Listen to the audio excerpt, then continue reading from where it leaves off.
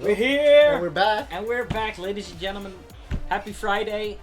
Friendly Fire. Happy Friendly Fire Friday. Yeah. It's weekend. It's all good.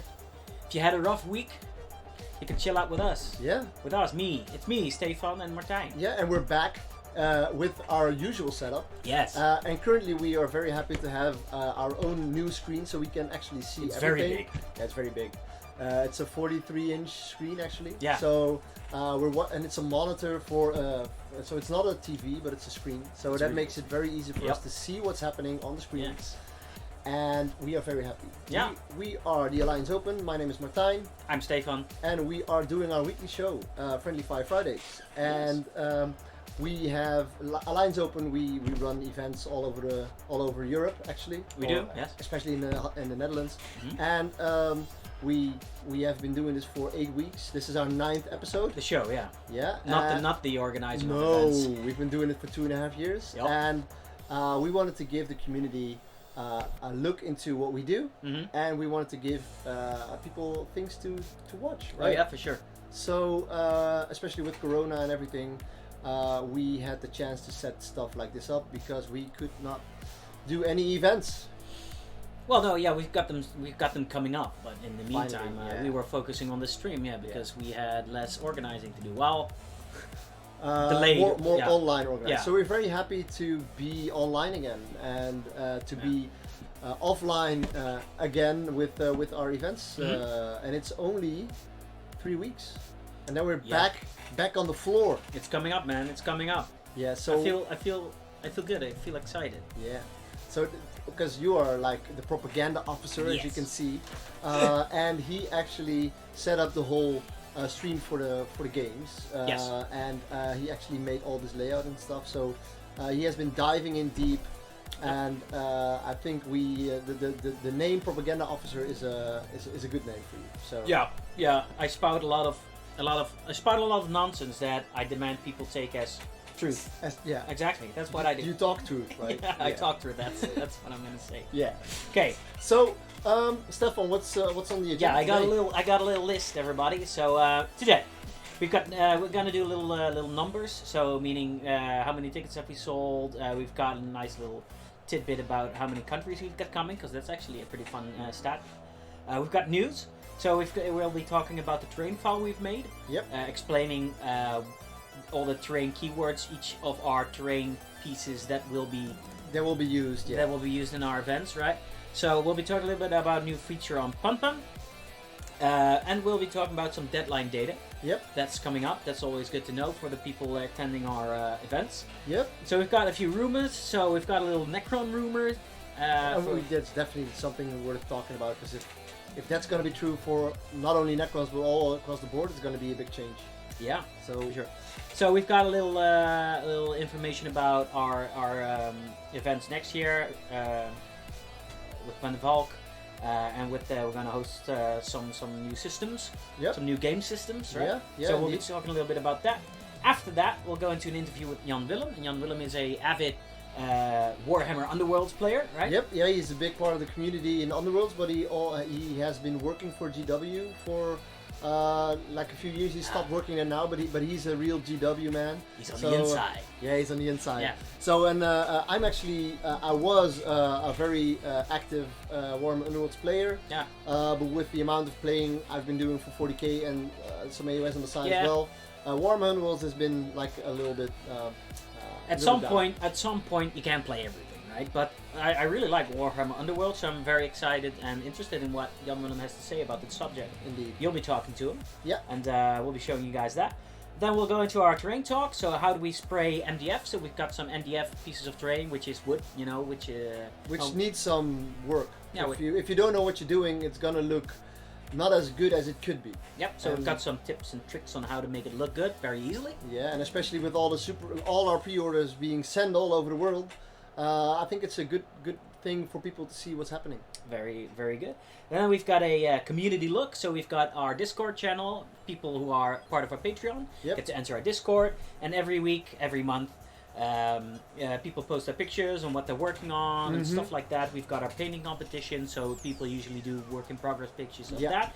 We've taken some pictures out of that, and Yeah. we want to show them to the public, Yeah. show the people what we're working on. And we've got some stuff I've been working on as well, which segments into our new segment. New So segment. instead of the segment Rants of Fury, we'll be doing that bi-weekly, and we'll be doing bi-weekly. This is kind of like a trial for it, but we plan on doing bi-weekly. Does it scare you?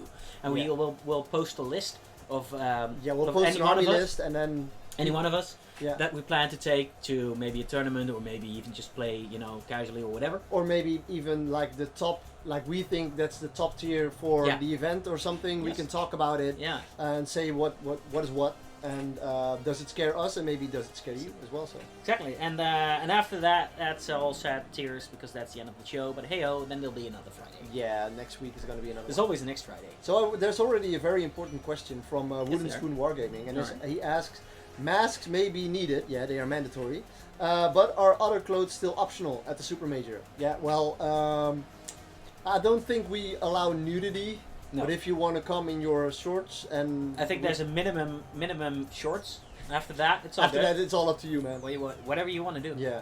As long as you don't show us your wooden spoon, we're very happy. Exactly. Yeah. So as long then it's all good for me. It's all good. Yeah. So let's see who's in the chat already. So we have the Wooden Spoon Wargaming. Good to have you. I wouldn't. We have Lurks. Same last week he was here as well, and we have Bridges One. And well, That's good a to have good you here. And if you know some players who are interested in some of our events, just let them know we're streaming right Yeah. now. Make them follow us. More the merrier. The more the merrier. Yeah. Exactly. So Shall we go into it then? Yeah, let's go. So first up, we've got some numbers, and you're the number guy. I'm the number guy. So fill us in. Fill us in. So, first of all, we're going to talk about AOS and the 9th Age, and then after that, we'll do both our 40k events, Mhm. or all our 40k events actually. So, Age of Sigmar currently has, and I'm just going to have a real quick look because it's going to be maybe there's more right now, so I'm just gonna Alright. check. We actually had someone from the UK saying, "Well, I'm sorry, I cannot come," and he asked for a voucher, which always makes me happy. Because we know that next time we're gonna do an event, he'll be there. Yeah, that's cool. So You could also ask for his money back. yeah, you could But he always. didn't. Yeah, we didn't. So we're very happy with Yeah, that. thank you for that. We currently have 38 tickets sold, and that's -1, so it's gonna be 37 tickets sold. Cool. And then I got a +1 today from Teun, so we're gonna be at 38. 38. That's 30. That's pretty healthy for our For- Age of Sigmar. Yeah, events. especially in this time. Yep. You know that's kind of difficult to be like have a sold out event. Yeah. So with 38, we have 19 tables, and last week we actually made all these tables, and we made sure that everyone will have a good time, have a good Mhm. table to play on. So yeah, 38. Let's hope we can get above 40. That would be That would be more good, awesome. Yeah. Then if I look at the 9th Age, it's going to be 55 people going, so meaning we only have 9 tickets left. Mhm. We have a reserve player, but we really don't want to use them usually. So if someone can get like the 56 ticket, that makes me very happy. Because then you Yeah. don't have to put in reserve, Yeah, and the that'd be people come being Yeah. a TO It's a can magic actually number. can actually be a TO. Yeah, exactly. Yeah. So and I actually I see there's one name missing, but it's gonna be fine. So So good. we have a healthy over 50 tournament, Yeah. which is a It's a good record pool. for us. It's a record actually. So For Underworld, right? no, this is the 9th Age. Oh, sorry. Ninth. I misunderstood. Yeah, the Underworld's tournament is gonna be in hopefully in 2021. Yeah, so we spoke to Joris, of course, last week about the 9th Age. Yeah. So it's very cool, very passionate guy actually. But so it's very cool for them and for us, of course. But I like it that the tournaments for that system are getting pretty healthy, right? Yeah. 50 guys is pretty. It was a lot. That's a lot, yeah. And I know people, especially because Warhammer Fantasy is coming back with the square bases from Games Workshop. So I know that there are people actually saying, okay, I'm just gonna play the 9th Age because I like my square bases that I have at home. Yeah. And so I can actually learn playing the 9th Age, and then when Warhammer Fantasy comes back, maybe they'll switch, but maybe they'll stay because it actually is a very balanced game. And as we all know, on the tabletop, if there's no balance, there's not a good game, and currently it is. Yep. That was the ninth age. Mhm. Very healthy amount of players, and looking at the No Surrender event, yeah, it's same as always. We sold out. There you go. We have only a few spots left for the reserve list, so I think there's Okay. only 2 or 3 people left. Really? So that actually is pretty huge. And yeah, I think we'll stay sold out. Maybe there's a drop on the day itself. We always have that, but let's make sure that we keep like 32 tables. Yeah. That's good. We're gonna do a table sorting day next week. Table sorting day. Table sorting day, meaning that we're gonna empty all our boxes of terrain, and Yeah. believe me, that's a lot.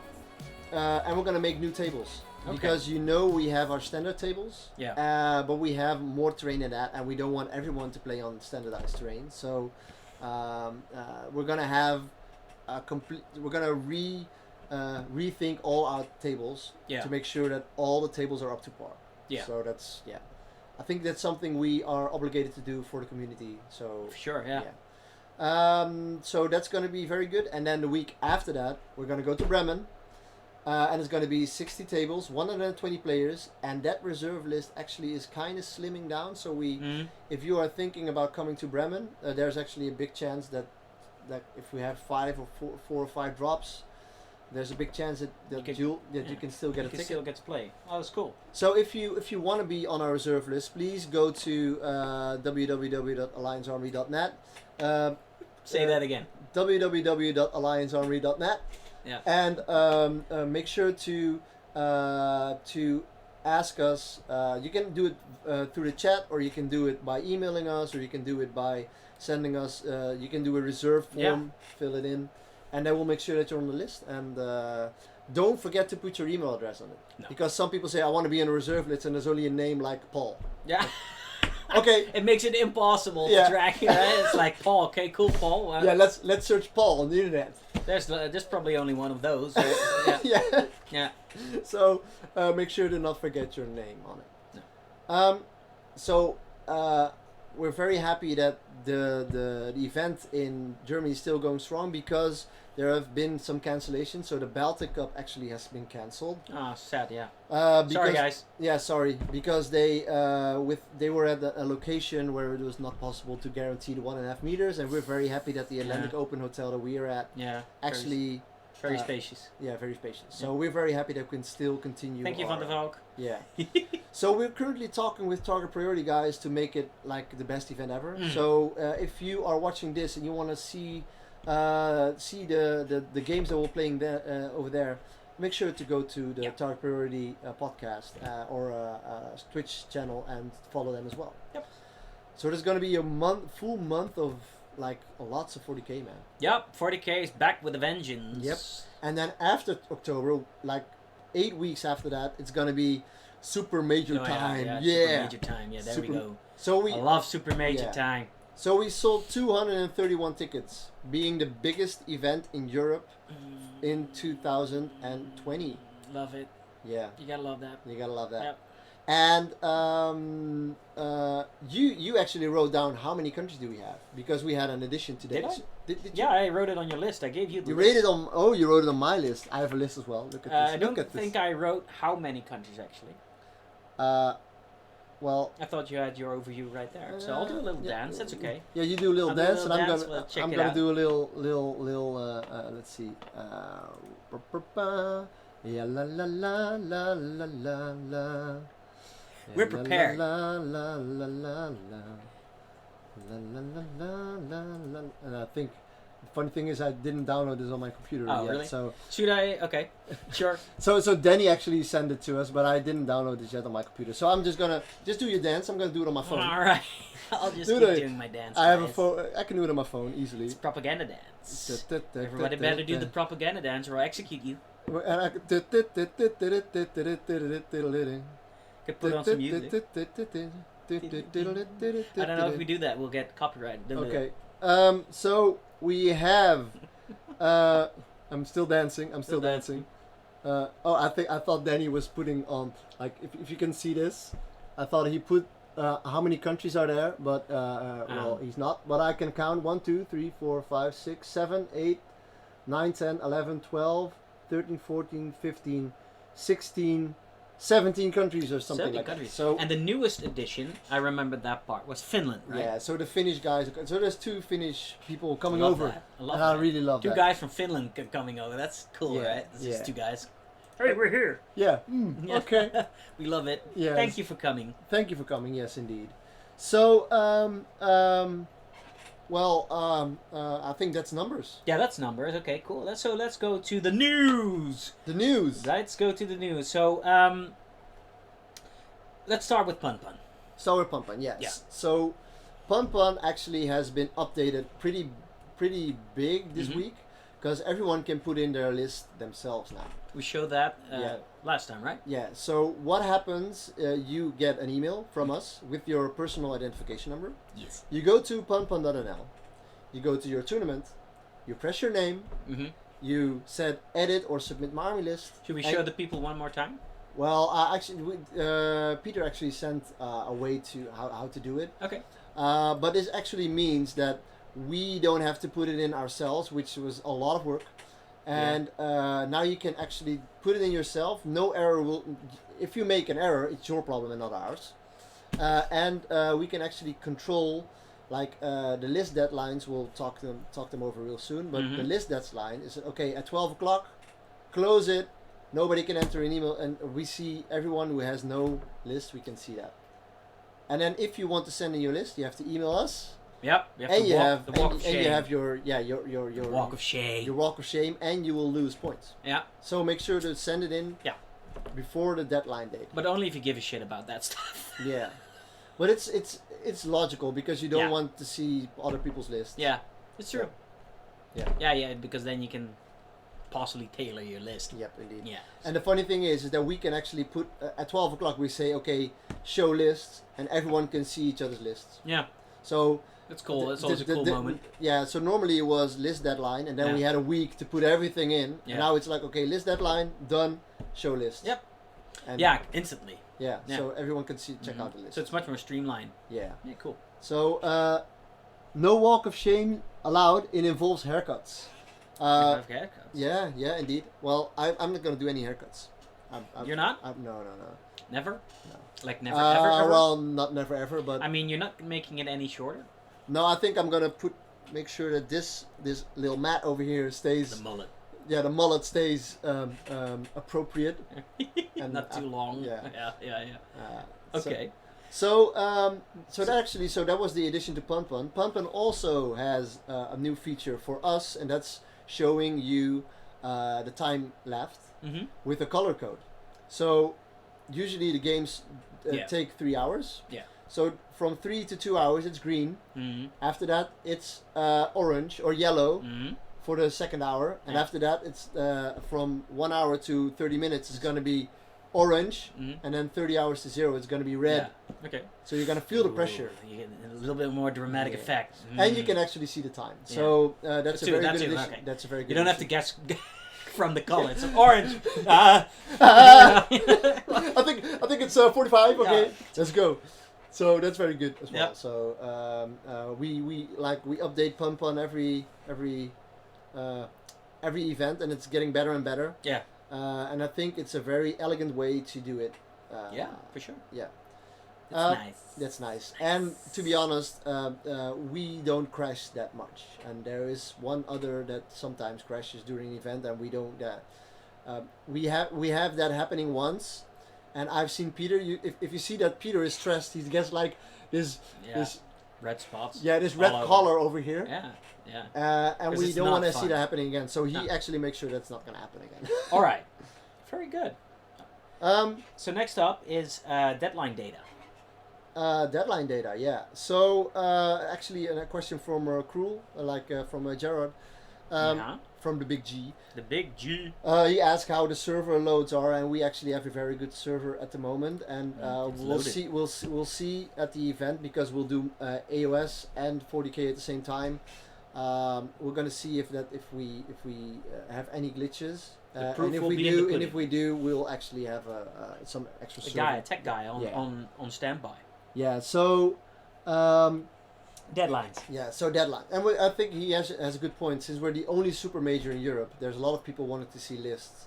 So we're actually thinking about downloading all the lists and still making a list document. So not everyone will be on the event site. Yes. So It's separate. yeah, because if everyone in Europe is gonna look at all the lists in our super major, and the players still want to put in all the lists and stuff, it's thing is. Now that I think about it, it's not only maybe that they want to see the list, it might also be that they want to see the scores. Yeah, scorings and rankings and everything. So that's a very good thing Jared actually is talking about. So we're gonna talk with our tech guy and way to use your grey matter. Yeah. So we'll talk with him. It's gonna be very good. So we have 9 minutes left. Yes. So we're gonna. So I suggest we do deadlines. Yeah. And then we'll go into rumors, and then we'll do the interview. Yeah. And after that, we'll come back to the terrain file. Yeah, that's no problem. So deadlines. So we're gonna start with the AOS realms. I got a little list. Yeah, I got a little list. Yeah. But I'm gonna put in on the on my rules pack as well, because that makes it a lot easier for me to make sure that everything is alright. Alrighty. So we're gonna start with the Return to the Realms, and that's the AOS event, and they'll actually have here are the dates. Mm-hmm. Tomorrow the rules pack will be finalized. So if there's going to be any changes, everyone will know tomorrow. Mm-hmm. But I'm gonna call it. There's not going to be any changes, except the mandatory face mask was not in page 1, and it's going to be mandatory. So that's going to be very clear. Then on the 12th of September, we're going to have the cutoff date for new releases. Yeah. Cutoff date for erratas. Yeah. Not for FAQs, but for erratas. Yeah. And we're going to have the army roster deadline at 23:59. Okay. So. Just so you know, it's for everyone watching. That's going to be next week on Saturday is going to be the list deadline. All right. Then the week after that, Saturday the 19th of September, it's going to be the army roster checking deadline. So if you have to check any deadlines, if you have to check a roster, please do before that. Yeah. If there's any flaws, we'll send. There's a Google form coming your way, and if you check the list and you say, okay, this list is not correct, make sure to do it before that time, because if you do it after that, you will lose points, because we say, okay, I'm gonna check your list and whatever. So that's gonna be. And then the week after that, it's rolling dice. Roll the dice. Yeah. So for the Alliance No Surrender, there's actually one small change compared to the AOS, and that's not gonna be big, but we're gonna do. The rules pack has been finalized already. The terrain document will be updated today, because there's a small difference that we had before. Yes. Because there was an error in it. So someone showed it, and the community showed it and said, okay, that's going to be an error, so we're going to change it. And then the Sunday, the 13th of September, there's going to be the army roster deadline, together with the final cutoff date for new releases and erratas. Yes. So if there is going to be any rules released on the Saturday, you can still use that rule book, read through it, and say, okay, this is going to change. Yeah. But looking at the release schedule of 40K, I don't think there's going to be any codexes or anything real soon. Okay. So there's a small chance there will be new rules, but I don't think there's going to be anything. But that's always there, right? Yeah, so but it's very important for the final cutoff date for erratas. Yeah. So, and then the Sunday, the 20th of September, there's going to be the list checking deadline again. Mm-hmm. So that's going to be the week before the event. And then the Saturday of 26th, it's going to be rolling dice again. Yeah. So, back to 40K. Feeling it. Back to 40K. So, just so for those watching on Saturday, it's going to be streaming of 40K. On Sunday, we'll be streaming Age of Sigmar. That's right. Because that's going to be the final day. So. Yeah. You always want to show the finals, of course. Yep. Then for the Hanseatic Open, actually all the dates are 1 week later. So tomorrow the rules pack will be finalized. Mm-hmm. Sunday the 20th of September is going to be the army roster deadline, final cutoff for erratas, and final cutoff date for new releases. Mm-hmm. And Sunday the 27th of September is going to be the army list checking deadline. Yeah. So it is just 1 week later. Yeah. That's of course very logical, but we just wanted to make sure that just so you guys know. Yeah, just so you guys know. So there's no stress yet, because it's going to be 1 week to sending your list from tomorrow. It'll be fine. We never have any stress like in the last weeks of deadlines. There's more paining stress than list check. List stress, especially now with 9. It's pretty linear right now.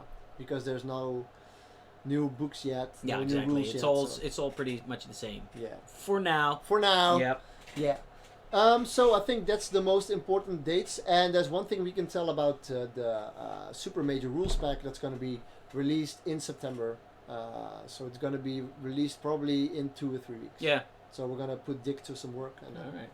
Get to Yep. work, Dick. get to work, man. All right. So let's slide on over to the next part. Rumors. So here it is.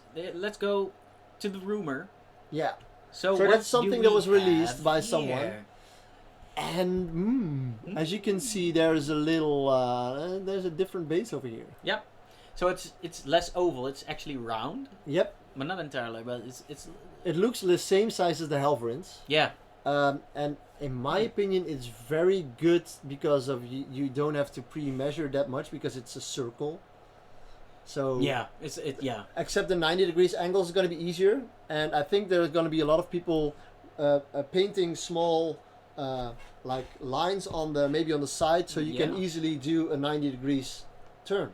Because right now it's harder to do a 90 degrees turn because it's an oval. Yeah, base. because you're longer than you are wide. Yeah. So, So hmm. that's going to be a big plus for me. And then that For you, huh? yeah, that plastic standard looks awesome. Yeah, it's curved a little bit. Yeah. And it seems it's more graceful than the sort of The hard cross. thing, the hard cross thing. Yeah. You know what the problem with? I've got some orc flyers, and the top side goes into the plane, Yeah. and the more you play with it, the more the part where you put it in gets worn out, Yep. and It's gonna yeah, move. it's gonna wobble a lot. Yeah, it's gonna wobble So a lot. I don't know. This looks like a more pin-like sort of thing, or Yes. one of those round that goes into a Yeah. slot. Yeah, you can see the And I- slot here where it goes. And I in think there. if you could, this is more easily you can saw like use a saw to make it flat and put a magnet on it. Yeah. It's easier than the one before Yeah. had. So I'm assuming this will be for all planes. If this is gonna be for all planes, I'm gonna have to build some new epic bases. I love basing, so that's not gonna be a problem. But I think let's hope that they'll not have the rebasing mandatory, because I know a lot of people having epic flyer bases. Yeah, I think it's going to be mandatory. But if it's as long as it is now, like the base, you can Yeah. actually just put it on there and do some green stuffy stuff and make. Yeah, make it, you could. I mean, it's the same thing with like the infantry bases, right? I had to rebase all my orcs. I mean, the bases they were on, I put quite some effort into it, so that sucked kind of a little bit. But I did it anyway because you have to, because you can't play with like small infantry-sized orc mobs, because that's advantageous because you'll get more orcs into combat. Yep. So you can't really do that. Nope.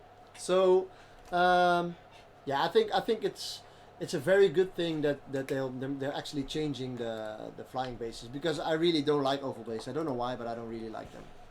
Yeah, I don't, Yeah, I just don't know. And I think it looks better on the table, yeah, because if you have all oval like all round bases, it's better. yeah. I mean, True. So what do you guys think? Those watching, what do you think? If you have to rebase all your planes to make it round, or will you just say, okay, I'm gonna use this one, the ones I already have? As long as it's not mandatory, I think most people will not change. Yeah, I think so. I don't think a lot of people mind, except for probably the rebasing part. Mm-hmm. But yeah. I mean, another thing though is I'm gonna have to. So my current planes have. Oh, it's going to fit. Okay, the part that goes into the plane actually fits into that cross. Yeah, Cross-shaped. there's gonna be indents. something Yeah, on okay, there. yeah, So, yeah. it's yeah, okay. It's all good, I guess. Yeah. Yeah, you're gonna have to rebase, but that's nothing new now. No. So it's 50 minutes past 8. Yeah. So we still have some stuff that we need to talk about, but we can do that after the interview. that's no problem. Yeah. So I'll just start the interview. Yep. And, This will not be live. This has been pre-recorded, as you can see. Yeah. I will be in my bedroom when I We'll record this. teleport over. Yeah, we'll teleport Yeah. over, and it's gonna be Jan Willem talking about Warhammer Underworlds, which has been one of my favorite games for the last 2 years. Remember, this is a tabletop game, but it's also a board game, so it's gonna be a little bit out of Technically your a board comfort game. zone. But please enjoy the interview. There's a board. Yeah, please enjoy the interview, and we'll see each other in about half an hour. All right, guys. See you in a bit. Hello, Jan Willem. How you doing, man? How you doing? Yeah, good to have you here. Say Yeah. hi to the audience in Friendly Fire Friday. Sorry? Say hi to the audience in Friendly Fire Fridays. Hello, audience from Friendly Fire Friday. Yeah, it's a real ball buster, isn't it? Saying it. It is, yeah. But it's friendly and it's on fire on Friday, so no Yes, complaints. that sounds good, right? Um, Sounds Good to have you on the show. This is your first time on the show, but yes. we have been friends for I think about 3 years now, playing 3 or 4. Uh, Oh, yeah. Yeah, you call it friends. Yeah, okay. Cool. Acquaintances, but or are you Really the enemy. or do you consider me a rival? Uh, So Jan Willem and me, we actually met for the first time on the tabletop around 3 years ago on our grand tournament yeah, in the finals, and yeah. we were playing 40K back then. Yes, we did. Yeah. So tell us a little bit about yourself and how you rolled into the tabletop gaming. Well, that's I started. I'm 37 right now. I started with Warhammer Fantasy when I was, I think, about 11 or something. So that's quite a while ago. That's a And long time ago. Yes. yeah, and the first thing I got was like the Chaos Dwarf miniatures actually from the Hobby Modelbouw shop in Dordrecht. That was the one. Yeah. Ooh, well, that's old school.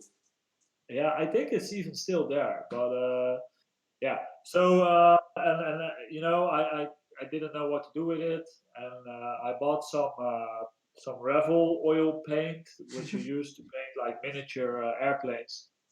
And I remember having bright orange mostly, and that's where I painted them with.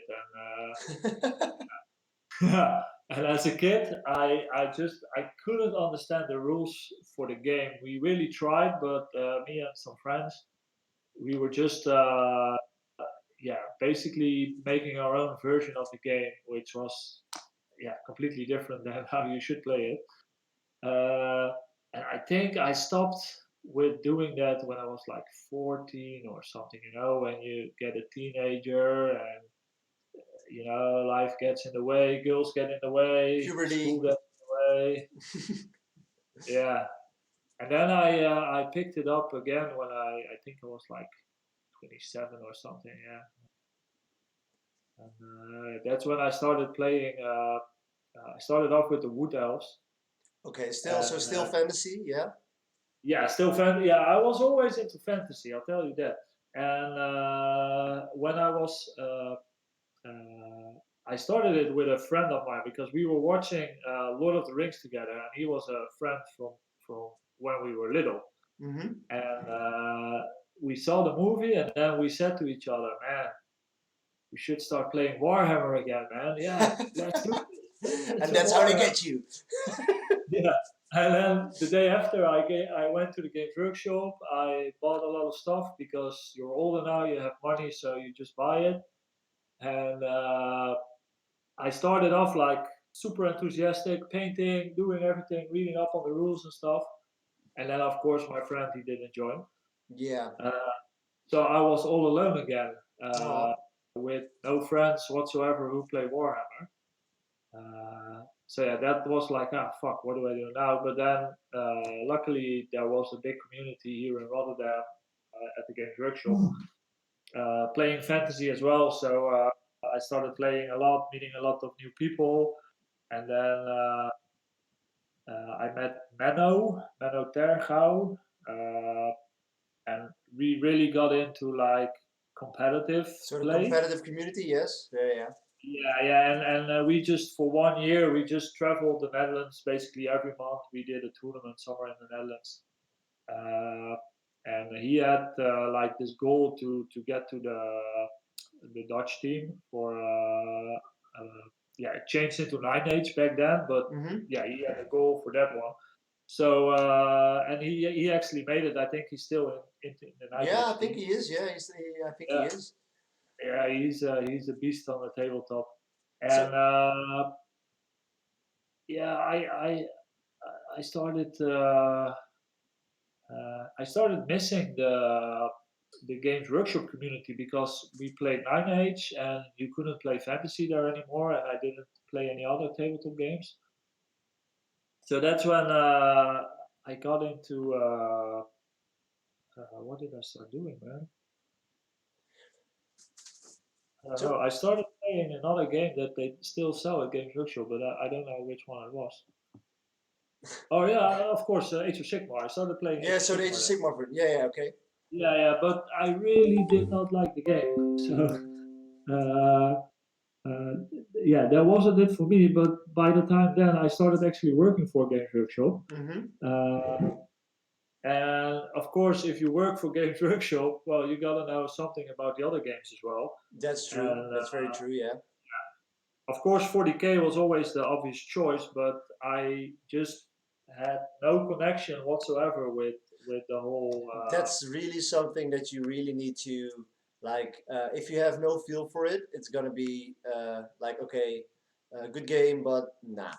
So Yeah, it's just the whole atmosphere. I'm not a guy who watches Star Wars or Star Trek or any other futuristic shit back then. So I was like, I don't know, man. But then I started working, so I was like, okay, I gotta read up a little bit. What's this all about? So then I started reading the first book from the Eisenhorn series. I think it's called Xenos. yep, yeah, Xenos, yeah. Yeah, yeah, and that just got me hooked on Warhammer Well, 40,000 back. you actually read like the best book series into that series, so yeah, that's Yeah, it's still my favorite series of books. Actually, the Eisenhorn and the Ravenor series, and also the Begin series. They're all yeah. Basically, Inquisition is my true love for. is your thing, yeah. Yeah, and still, it's still. I don't play it anymore, but I basically watch yeah, like a few lore videos every week, and when I have the time, I'll read a book. And, Okay, okay. yeah, so but that's all 40k. But of course, when I was working for Games Workshop, I started playing 40k. I met you. I was playing 40k for 2 months, and I met you in the final of the GT. So that got me like, oh, okay, it's I can do this. I 2 months of playing 40k, and I'm already in the final of Yeah, the of GT. our that was our first GT, so Quite that nice. could be like said like with the Dutch tournament, but the Dutch Grand Tournament. But Yeah. yeah, so I was surprised to see that because I didn't know you, and I was like, okay, I'm gonna play like some veteran.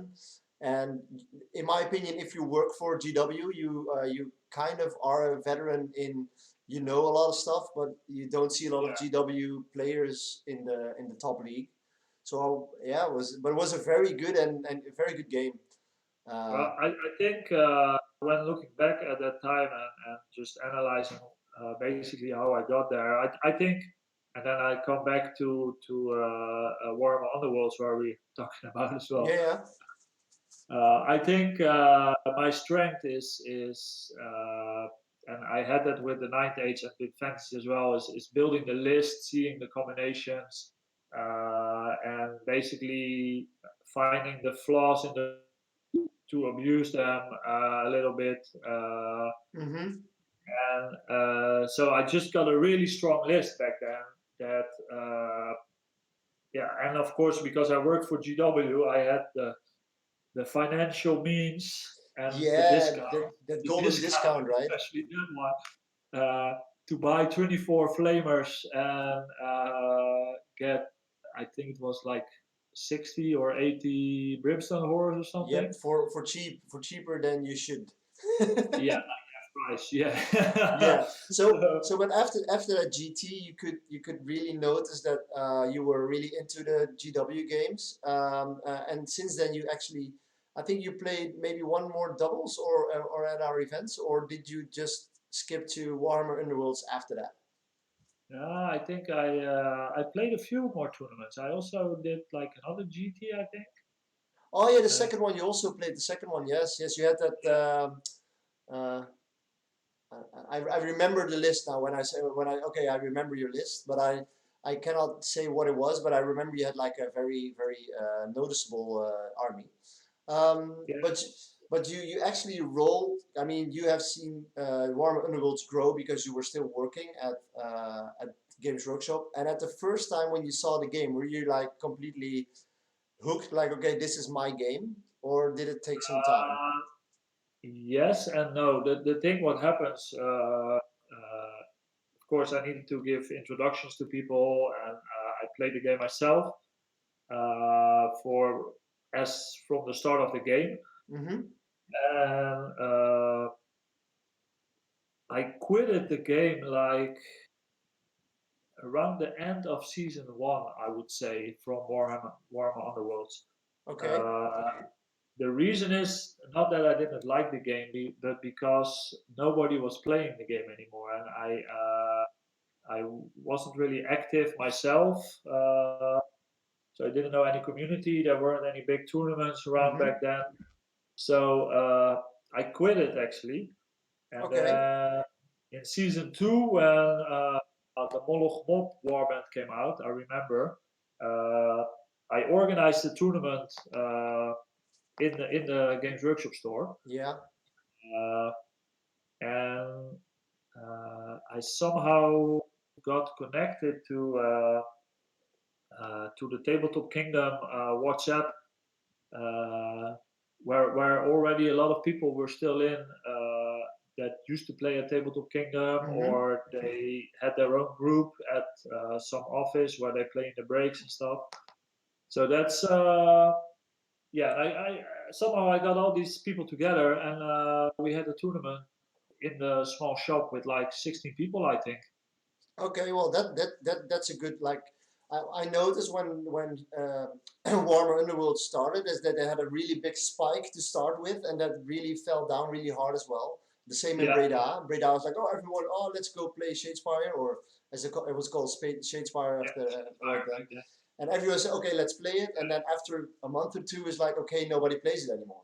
So they had a Right really now, big spike. Shadespire, man. Yeah, yeah. Yeah, So that's true. And yeah, somehow I got the fire lighted again with quite a few people in the Rotterdam, The Hague region. Uh, and we started doing tournaments and playing a lot and meeting up with each other. And then you guys started organizing tournaments as well. So yeah, basically the whole group started joining there, and that's where we meet the rest of the Netherlands as well, who were still playing and were really passionate about the game.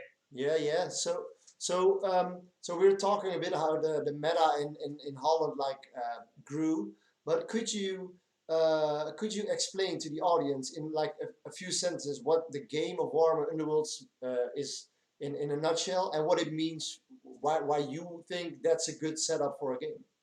Yeah. So what I always used to say when I was working for Games Workshop to people who asked about it, basically it is a game of it's a mix between chess and Magic the Gathering, Mm-hmm. which is happening in the Warhammer Age of Sigmar world, basically. Okay. And it is much more a setting because we need a setting, we need miniatures, we need that, but you could basically replace the whole warband, the playing field, whatever, with just red thingies. How do you call them? Peonages. Yeah, yeah, yeah. With red like with chess pieces if you want. Yeah, yeah. Basically, you could easily do that, but that's not cool. We want 2 minutes. But it's much more, yeah, like a game of chess, I would say, where you are using cards to, yeah, to get extra tricks up your sleeve, Mm-hmm. basically. So you have two decks, right? In with Warhammer rules. So what decks Yeah, do you have? you got an objective deck, which are basically your missions and your primary way of scoring points. Mm-hmm. And you have your power deck, which consists of ploys and upgrades. Yeah. And those you can play by spending points you earned, or you play them for free, and usually it's a one-time bonus, boost, whatever. And you construct your own deck. So you construct your own missions, you construct your own power deck, and yeah, you try to do that as best as possible, basically, and that will give you a head start in the game. So how do you obtain? I mean, you have like different warbands. So Yeah, how do you obtain all the cards? Is that like? Could you please explain that to the audience as well? you spend the money on them to Spending buy money, them. yeah. No, it's different than what we know from games like Magic or Yu-Gi-Oh or stuff like that. It's not really pay to win, so you don't have this crazy market where you pay like a couple of €100 to get one card which is super strong. Mm-hmm. Uh, uh, every warband comes with, I think, like 65 cards or 60 cards or something. Yeah. So with a They're full objective deck with extra objectives, which are universal for everyone, right? Yeah, and within this package where your miniatures are and these cards are, they are always the same cards. So basically, when you buy a set, you know which cards you're gonna get. Yep. Okay. So Yeah, that's very easy to know. So if I would say, okay, I play on the roads as well, but if I would say I'm going to start the game, how would yeah. someone who starts the game have a good setup to play along with the meta? I mean, not have to win all tournaments, but I mean, just say, okay, if you buy like this and this, you have a very good start. So what would you recommend someone starting the game? Well, right now we are at the end of season 3, Beastgrave. Mm-hmm. Uh, and from experience from previous season, they will probably, like 99% sure, rotate the cards out from season 2 when season 4 comes. Okay. So if you would start now, I would recommend buying the starter set for the Beastgrave box, Yep. and buying maybe 1 or 2 warbands that you really like and want to play. And then you're already uh, on a good skill and a good level with most other people. Mm-hmm. Because it's basically the best time to start is when they wrote out the season number 2, because then there's only one season of cards that you need. So if you start building your card collection and warband collection right now, when they wrote that out, you will be on the same level with everybody in the rest of the world. Okay. Um, Well, that's a very small setup for a GW game, actually, if you think about it. Because usually GW is like, okay, you have to spend around 200-300 euros to have a good army. And Yeah, with Warhammer Underworlds, it's like a starter set is around 60 euros, and then so it's around 125 euros, and you have you have your decks and your models. And yeah. I mean, those models are amazing, right? And they are. How do you say it? Click to fit or Yeah, something. It's snap fit. called. Yeah, yeah. Basically, don't need any glue. They come in colored plastic. So if you're very lazy, like I am, you don't even have to paint them. You can just assemble your models within 10 minutes and start And playing. start playing. Yeah. But the detail they put in, well, of course, I don't want to do a sales pitch for GW, but they do make the best looking models on the market. Yeah, Uh, definitely. I'm. And what you said about the money, that's always what I tell people as well. Like, people are always complaining it's expensive, right? But to be honest, if you want to play Warhammer Underworlds, and for one season, if you buy everything for one season, it's about 350-ish euro, I believe. Mm-hmm. And then you have everything from an entire season. So basically, it's the cheapest game out there. It's cheaper than Yeah, then Age of 40K. Sigmar for Warhammer 40K definitely. If you want a new army or you want to play the game, Yeah, I think you have a 2,000 point army for 350 euros. Then you have a cheap army actually. yeah, and then you need the books and all the other stuff that you need as well. You need cases to transport your models. you need a shitload of paint to paint all your stuff. It's a lot more expensive, and I would say it's the cheapest game. It's also not like a really fair comparison because Warhammer Underworlds is not a tabletop game; it's a board game. Yep, definitely. But yeah. So it's not really fair to compare it that way. But it's one of the cheaper games for GW, I would say. Yeah. So, would you say the game is easy to learn, hard to master? Is that the way to describe the game? Yeah, yeah. Yeah. There's it's very easy. It's very easy to learn. I can teach you in like 15, 20 minutes or something. So the whole basic principles of the game are very easy, but uh, it's like chess. Like I said, you have basically an infinite amount of options and possibilities. So that's the reason people will always come up with new strategies, have new card combinations, play crazy tricks that you never expect. And I almost play on a daily basis right now through the Vessel online Mm-hmm. simulator, and people still surprise me every day. Like, oh Jesus Christ, Why would you play that card? I And then it's didn't like, okay, expect now I that. can see why you play that card. Yeah, yeah, yeah. Yeah. So yeah, I think I've stopped playing for about half a year now because with Alliance Open growing and with Corona throwing dirt in everyone's face, I noticed that I simply had not the time to keep up with the meta. And as a competitive player, I always want to keep up with the meta, not just play a game because I want to play a game. Yeah. But I hope after when we can start doing events as well, and I settle down a bit with my Age of Sigmar as well, because I'm currently a TO for Age of Sigmar as well.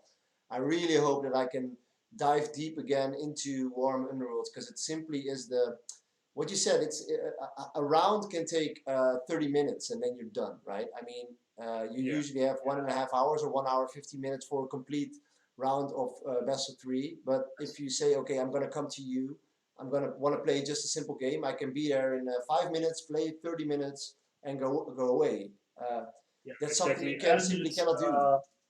it's that's a very good point. It's a very fast game, and also uh, I would recommend you, Martijn, playing a little bit more on Vessel as well, because then it's even way easier. You don't have to take anything with you. In the evening, you can just switch on your computer, find an opponent, and play a game. It will take you, like you said, 30, 40 minutes. And if you do that like 1 or 2 times a week, you're already on par with the meta and what's happening, man. Okay. So that's and I think the best way, the best moment to start playing again and to get into the game again is just basically just before they start releasing season 4, because then everything will be new again. And like right now, the moment we're in, the last 2 warbands of the season just released. Yep. Like 2 or 3 weeks 2 ago. 3 weeks away. Yeah. Yeah. So everybody is already like finding all the cards and finding the combinations. Yeah, to get the best deck possible, basically, for their warband. And that's what's happening every time when they release new cards. Metas will change.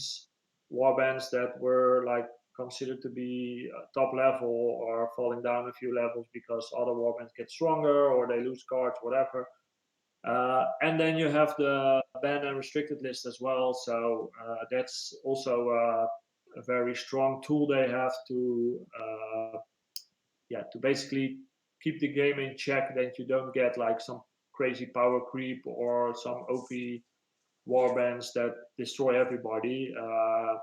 Yeah, like they said, it's basically every warband they released, which is about 16, I believe, right now. Okay, so you have the 2 from a starter pack. I think you have 10 for each season. No, because in season 1 you had 8 per season. 8 per season. Okay, so we have 24 warbands at the moment. Yeah, and then 2 extra from For the the extra game, separate yeah. box. So I think it's at 26 right now, but I wouldn't know for sure. I can check it actually quite easily. So the bar and restricted, like the bar list, that's the ban and restriction list, is like the FAQ from Forum 40k, but it's, in my opinion, it's better because they simply say, okay, this card is way too overpowered, you cannot use it, and this card is very good. So we put it on the restricted list, meaning that if you want to put it in your deck, you can have a maximum of 3 restricted list in your both your decks. So if you have 1 in your objective, you can only have 2 in your power deck. So that actually balances everything out and makes it a yeah, very strong game, that's, in my opinion. that's also the thing that makes it very challenging to build the decks. I would say if it weren't for these lists, you would just see the same list for everybody and just take like the top 20 best cards and then play with it. Yeah, there were some extremely That's, good cards. Yeah. yeah, that's not an option. So So I just counted all the warbands and they are 26 right now. Yeah. 26. Okay, very good. So So and those are all Age of Sigmar models. You can actually Yeah. use them in Age of Sigmar if you want, but nobody. I think there are only a few being used. But the funny thing is that there are. I think there's 2 orcs now, 2 Khorne, 3 Stormcast, and then the rest is all different, right? 2 Stormcast and no, 3 Stormcast. Yeah, And you're right. two night what's it called, Nighthaunt thingies. Yeah. The ghost. Yeah. Yeah. Oh, and there's actually 4 Stormcast. You have the sword guys, you have the crossbows, which nobody uses anymore. Then you have the mages, and you have the one from the game, like the extra game. So you have 4 Stormcasts actually. Oh yeah, 4 Stormcast. Yeah. Well, Yeah, they're like the Space Marines of Age of Sigmar. yeah, right? everybody knows. Yeah. So Sigmarites. yeah, what the they call Sigmarites. Yeah. So simply put, like the game has so many levels of difficulties.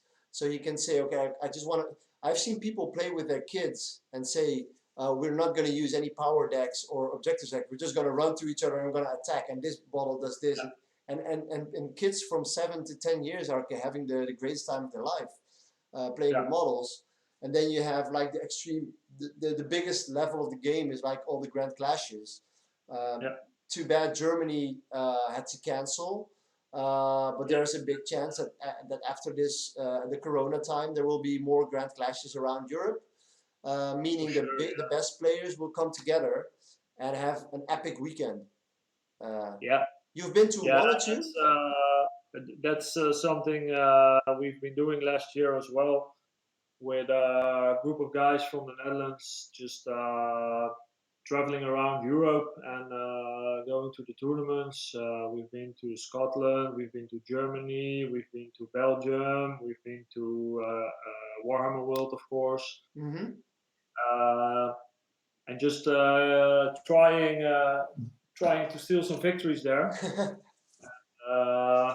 And I'll tell you, the scene is the guys who go there and the girls. It's if you ever win a Grand Clash, it is not a simple task. I'll tell you that. Yeah. So yeah, Yeah. I've seen the people, and I've seen, of course, followed the community a lot because I was playing Warm Underworlds a lot, and I mean, there's actually quite a few podcasts and YouTube channels at the moment for Warm Underworlds, and if you want to like know a little bit more about the game, simply watch some of those games. You can see what our tactics are and what good plays are, maybe good decks, but you can also see how much joy people get from playing the game, because it's way Yeah. different than a tabletop game. Yeah. And that's the Yeah, thing that I think that's the magic, actually. It can be super tense. Like I said, I played some other games, and I'll tell you, not even the final against Martijn in 40k is this tense as some of my Warhammer Underworld games have been. But yeah, that's what I like about the game. You know, I wanna play it I don't know the English words for it, but on the sharpest edge of the knife, basically. That's correct. On the highest level possible. You want to play at the highest level possible with the most tension, and still Yeah. say at the end you played a great game. Yeah. Because it's a Even very win or smart. loss, it's you will remember it, and you will be sweaty, and you will be shaky, and it's very tense, But that's just me, and I can also enjoy teaching somebody, That's also something I really like, and playing a friendly match. But like you said, other people they like to play it with their kids. But I think it's very important that you got to keep in mind that this game is specifically designed as the most competitive game Games Workshop has ever designed. And I think, from my personal experience, if you play it like that, you will get the most enjoyment in the end out of the game. Yes. So, okay. Very good. I think, Jan Willem, we have been talking for over 30 minutes already. And that's good, because that means that there's a lot to tell. And I can actually tell you that next year we will be having, probably going to be having tournaments at the Van der Valk again. Probably in February and in April something. We're gonna have Warhammer Underworlds on our agenda again. I already asked you through WhatsApp, but I think I can tell you that I will still be like a TO on a higher level, but we already talked, and we said, okay, we're gonna make the next AO tournaments. We're gonna just make it the best one yet, right? So I think I'll contact you as soon as possible if we know more, and we're gonna make it. We're gonna make the Dutch meta, and maybe even the international meta. We're gonna make them happy again and say, let's come to Amsterdam and play a game. You should. Yeah. You're missing out if you don't. And better leave all the games behind you and start playing Warhammer Underworlds, man. Yeah. It is the best game out there. I'll tell you that, rules wise, and this is coming from a guy who was working for Games Workshop, who knows all the other games in and out. If you want to play competitive, it is the best game out there. Okay, well. No, how do you call it? No competition there whatsoever, man. Okay. Well, I think you've done a great job in making the game sound very interesting for a lot of people. I want to thank you for the talk. It's been a blast, and I think we will talk to each other in a month or 2 months on Friendly Fire Fridays again to tell everyone what the new tournament is going to be. Cool. Yeah. And just one more thing, Martijn, can I ask you? Yeah, sure. You were talking about the YouTube channels, the blogs, and stuff like that. Can you not post it anywhere on your site so everybody can see it in the comments and blah blah blah, so they all start reading it and watching it, and they all start playing it, and then for the next tournament we will have 40 players? Is that an option? That's an option. I actually don't use Facebook anymore, but I can actually send you all the links we have from YouTube, because we're going to use the segment as like single YouTube videos. And I'm just going to send it to you so you can share it everywhere you want. All the things we have are yours to use to make the community interested in Warhammer Underworld. So yeah, it's yours to use, man. No problem. All right. All right. I'll talk to you in a few weeks, maybe even sooner if we have a space to play in Rotterdam as well. And we're gonna do a small tournament over there, and then I'll speak to you on WhatsApp and whatever as well. All right, man. It was great talking to you. Yeah, thank you very much, and see you soon. Bye. Bye bye. Okay, that was it. And we're back. Yep, we're back at Doodle-Doos. Yep. Well, it was a good talk. Yeah, it was a good talk. With him, and they actually he's like gave me some sizzlings as well to get back to Warhammer Underworlds, because I don't know, I think it's a very good game. It has a very, like he said, it's one of the most competitive games simply because it's so short. You can play a round Yeah. in 1.5 hours, Yeah.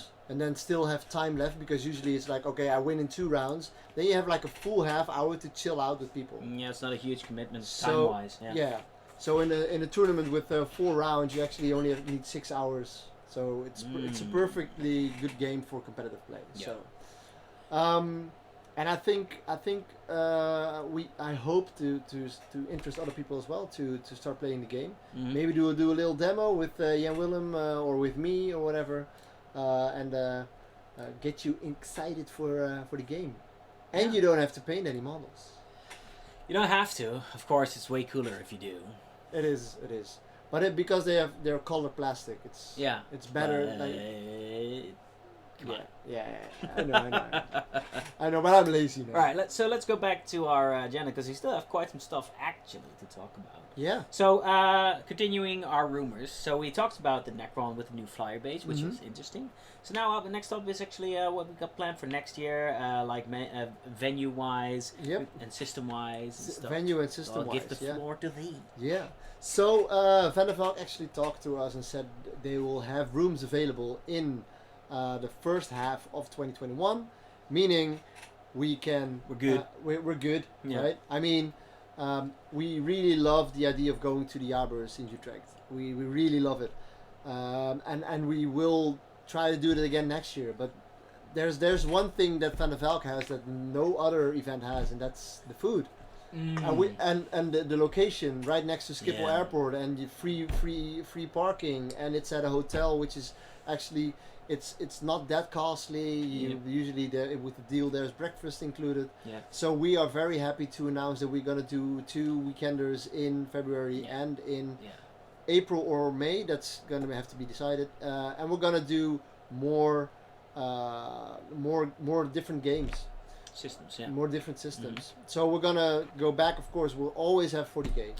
We'll always have Age of Sigmar. We'll always have Age of Sigmar. Ninth Age is now pretty much a Ninth- staple. Yep. And we're gonna get Warm Underworlds back into the business, and we're gonna see if we can get as many Asmodee games. So that's Star Wars Legion, Star Wars Armada, Star Wars X-Wing, Crisis Protocol, Marvel, and Let's get far, far away up in Disney. I don't know what the other one is called. Yeah. So Keyforge. Keyforge. Oh, yeah, Yeah. that's the card game where you buy entire decks. Yeah, it's very easy. Buy one deck, you can play a game. If you're lucky, you have a good deck. If you're unlucky, you have You a have a shit bad deck, deck. but you still have a good time. Okay. So yeah. It sounds like it's like Russian roulette. Ooh, I heard a rumor that A.O. Martin is getting his haircut like CJ did. Well, that's a big hell no. Mm. You know how much time I needed for this? That's not a lot of time. Give me like Well, a tondeuse. yeah, it takes way too much time for me. Give me a to- tondeuse and I'm Tondeuse. done in like 5 minutes. Tondeuse. Yeah. Well, it takes too much time to. I think my girlfriend will come there and kill you. Will she? Yeah. Oh. Yeah.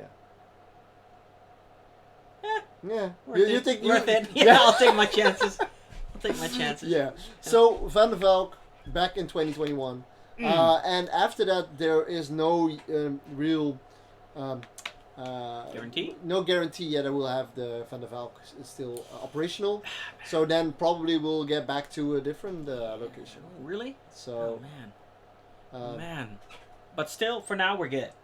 For now, Van der Valk is fully operational. fully operational. Yeah. Well, Cadian, Konye actually is saying April is not working. Someone will celebrate his 40th birthday. Really? So Daniel will So that probably means that he'll want to have us over there and play some epic apocalypse over there, games. yeah, sure. We'll Yeah. come and get you over there. And we can actually play on our own terrain, but we'll show you later on in the work in Yes. progress pictures that Daniel has done some really good shit with our terrain. So Yeah, we'll show the show you people later. later on. So Daniel, stick around because we're going to Yeah. give you some spotlight. yeah. So we've got something about singles. Oh, well, All the single ladies. all the singles on I was actually going to our high roller package. It's not going to be This- called a okay. high roller package, but the rumor is that somewhere in September we'll release our high roller package, meaning that you will buy your drinks for the whole event for the super major as a pre-order, giving you a good discount, giving you our new objective markers, our new dice trays, and more Mm. from the Alliance Open merchandise, Sweet. and we'll throw in a lot of sponsor packaging. So we already have Tabletop Kingdoms, we have Scenery Workshop, and we have Greenstuff World putting in some stuff into the High Roller package, gonna and be it's gonna a- be more. It's gonna be a hefty sack. Yeah, yeah, hefty sack. Hefty, nice. Yeah. Hefty sack. So if you need that, Goodies. if you need that AO goodies, and you need to drink, everybody needs to drink. I mean, it's a no-brainer. Yeah. Really. So Yeah. word. Okay. Okay, word. Okay. You're okay over there? Yeah, word. Okay. Katie's Okay. doing word. All right, so let's go over to the next bit then. So anything about singles? Because we were talking a bit about single events, like single player events. Yeah, that's gonna be the like all the Star Wars games are gonna be like the single player events, Okay. and then in April or May it's gonna be a team tournament again. Okay. So it's gonna be we're still thinking about making a WTC training weekend, Oh, sweet. Meaning- yeah. meaning big teams and big games. Simple as that. Mm. But if the Corona situation does not allow it, we'll probably go back to doing singles. But we really want to do that team tournament because there's a lot of Yeah. people asking. Teams is just fun. Yep. You know, you get to bring your pal. You know, you get to bring like themed armies. That's the thing I love most about those events. People bring like themed armies. Like, Yeah, One yeah. of my favorites was that Bauke with who was he playing with? And he was doing Zinj and Oh, that's the doubles. Like if we do a doubles event, if that is possible, we'll always do a doubles. I oh, mean, you're talking about the team like teams of five. Yeah, v yeah, five. teams of That's, five. that's But- very fun as well. yeah, but we'll if it's possible, we're gonna do a doubles I if love a Corona allows it because love a a good doubles tournament is. Because- I think it's the biggest fun you can have in the game next Yeah. to an Ironman, Yeah. which will come back as well. So it's if the situation allows, it's going to be the same weekend as this year. It's going to be Saturday. It's going to be the Ironman, 5 games back to back, Mhm. going strong, Yeah, going strong. and then after that, the day after that, it's going to be doubles. Slam your hands on that table. There we go. We could call it the double Dutch. The double Dutch rudder. The double. We could call it that, but I mean, I would Okay. skip the rudder. Yeah. All right. So, anyhoozle, let's go back. Let's go over into. We've got our segment terrain talk. Right? Yeah. So, And are you gonna, prepared for the terrain I'm talk? gonna have to Okay, you get go some stuff. get the props. Yeah. He's gonna go get the props, guys. We've got some nice tips for you how to work with MDF. Now, Martijn has been working on it over here around the corner. He's been spraying. I've been, the wafts of aerosol have been coming into the room. It's like little grunty noises. He's been holding his tongue out, spraying, and this is the result. So here he comes. Here I come to save the day. Yes. Okay, so why are we talking MDF? Simply for one Tell us big why. reason. One big reason. All our kits are mostly MDF. No. Or yeah. So quelle surprise, huh? Yeah. So and we of course use our own terrain in our events, and we have a very quick way to. No. We have a very quick way to use them. Yes. To paint those things. So right here I have 5 pieces of MDF, Yes. and I've sprayed them all in a different way, and I've only used sprays. And what I want to show you guys is what the different effects are and what you should think about when you are painting MDF. Yes. First of all, MDF is it's wood glued together with a solvent or with an adhesive, and it's glued together, but it's not really solid. So it's we call it porous or whatever. It's like It has holes. it has small It's like holes in it. SpongeBob. Yeah. So what you see here is I sprayed this with only 1 layer of black. Yep. That's it. And this is 1 layer of black, and you see, oh well, it looks kind of good, Yes. like completely black. But the thing is these are if I do like this, you can actually see that it's that there's paint is coming off. Yeah, there's still small pieces of MDF coming So through. you shouldn't scratch your terrain really hard. No, No, that's number a one. That's number disclaimer. one. And the thing is, only 1 layer of black is not enough, because what I did after this Do we is need multiple layers of black? what I did after this, I just tried to spray over a real light black, a light blue over it at once. Yeah. And what you can see is that it actually, first of all, it is not a complete blue patch. Mhm. And the thing that you can see is that it does not, you can actually see it's not that blue. No. And the thing why that is because the paint will soak in and this MDF can soak in so much moisture that you'll lose a lot of paint. It's a paint guzzling whore. Yeah, and you know, as I know, that colored paints, spraying colored paints it's expensive. Yeah, it is. So those spray cans. So can I interject right there? Don't do this with Games Workshop spray cans. No. Go to your local, I don't know what you call it over in other countries, but go to your local Xenos. Xenos, yeah, we actually have a store called Xenos. Xenos, yeah. Or the Action. Action, yeah. And this was actually an Action color. It was blue, light blue. But the thing is that we also use our black primers are all from the Action. So it's a do-it-yourself. It's three. Yeah, it's I like think a dollar. three- It's like a dollar store for Yeah. for hobby stuff. So it's 2 or 3 euros can. a can, and we use about 200 a year. So to give you an idea of how many spray cans we use, about 200 a year of only black. I think we go between 100 and 250. So, so this is actually the blue right over black. What I did after this is I sprayed a zenithal of gray, and I actually don't have the example, but I used a zenithal of gray, and I made sure that the top half was completely gray. Yeah. And then scroll down for a little bit of like a level, and as you can see, the downside is black, blackish, but and the upside is really blue. Yeah, but it appears to be blue. Yeah. So what you can see is that Dark if you do this with your whole table of terrain, you'll have a very good a gradient of all your colors, making it not like in your face. No, Because it's subtle.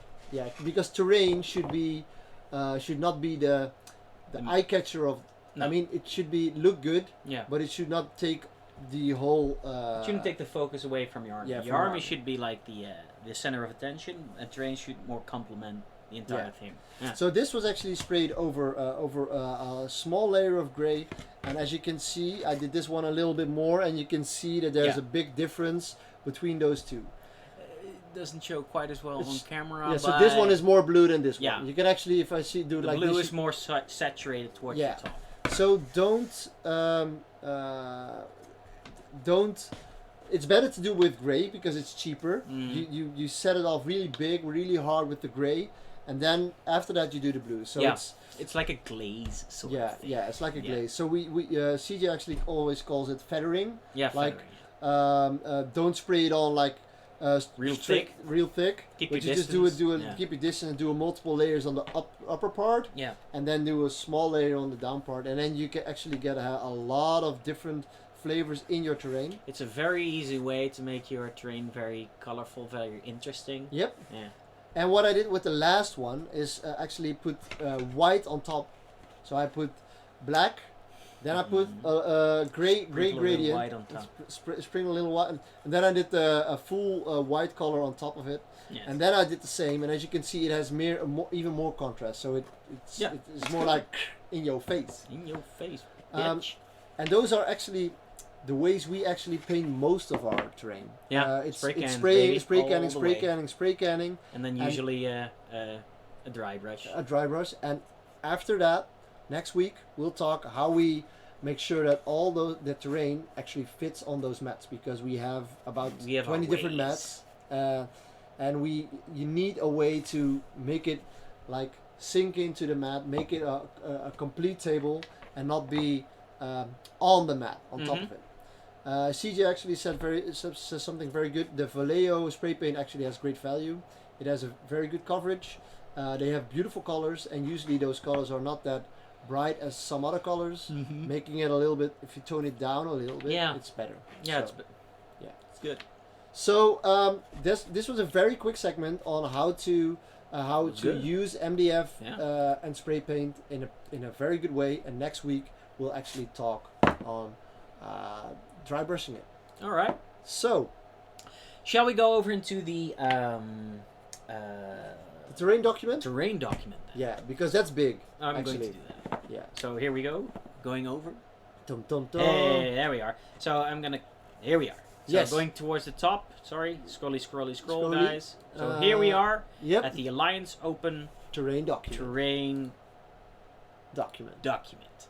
So first of all, there's a note on down there saying this is a summary of the full rules of the rules. So for the full rules, please check the Grand Tournament Mission Pack 2024 from GW itself, because this is a handout to help you. It's not what's it called?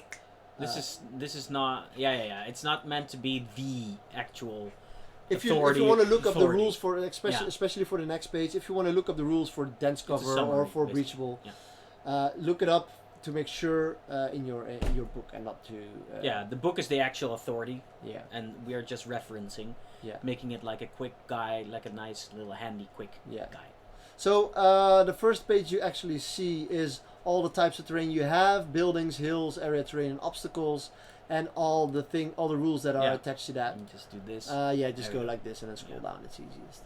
And there are some really quick things that are like copy pasted from the book itself, and the terrain traits are explained in a in the smallest way possible, because there's a lot of rules. Mm-hmm. And right next to the right of it, you can see the defensible options you can do if a terrain trait has the defensible keyword. Yes. The terrain trait. Oh, yeah, over here in the blue area. Yeah, in the blue area. Mm-hmm. So this is a very quick summary, but everyone coming to our tournament should know these rules. It's like these are just extra bits to help you check it real quick. Mm-hmm. And if you and your opponent say, okay, it's like that, let's play it like that. And if you're not sure, just check the rule book again. Yes. So let's go down to what type of terrain we have, All right. because we have a lot of them, right?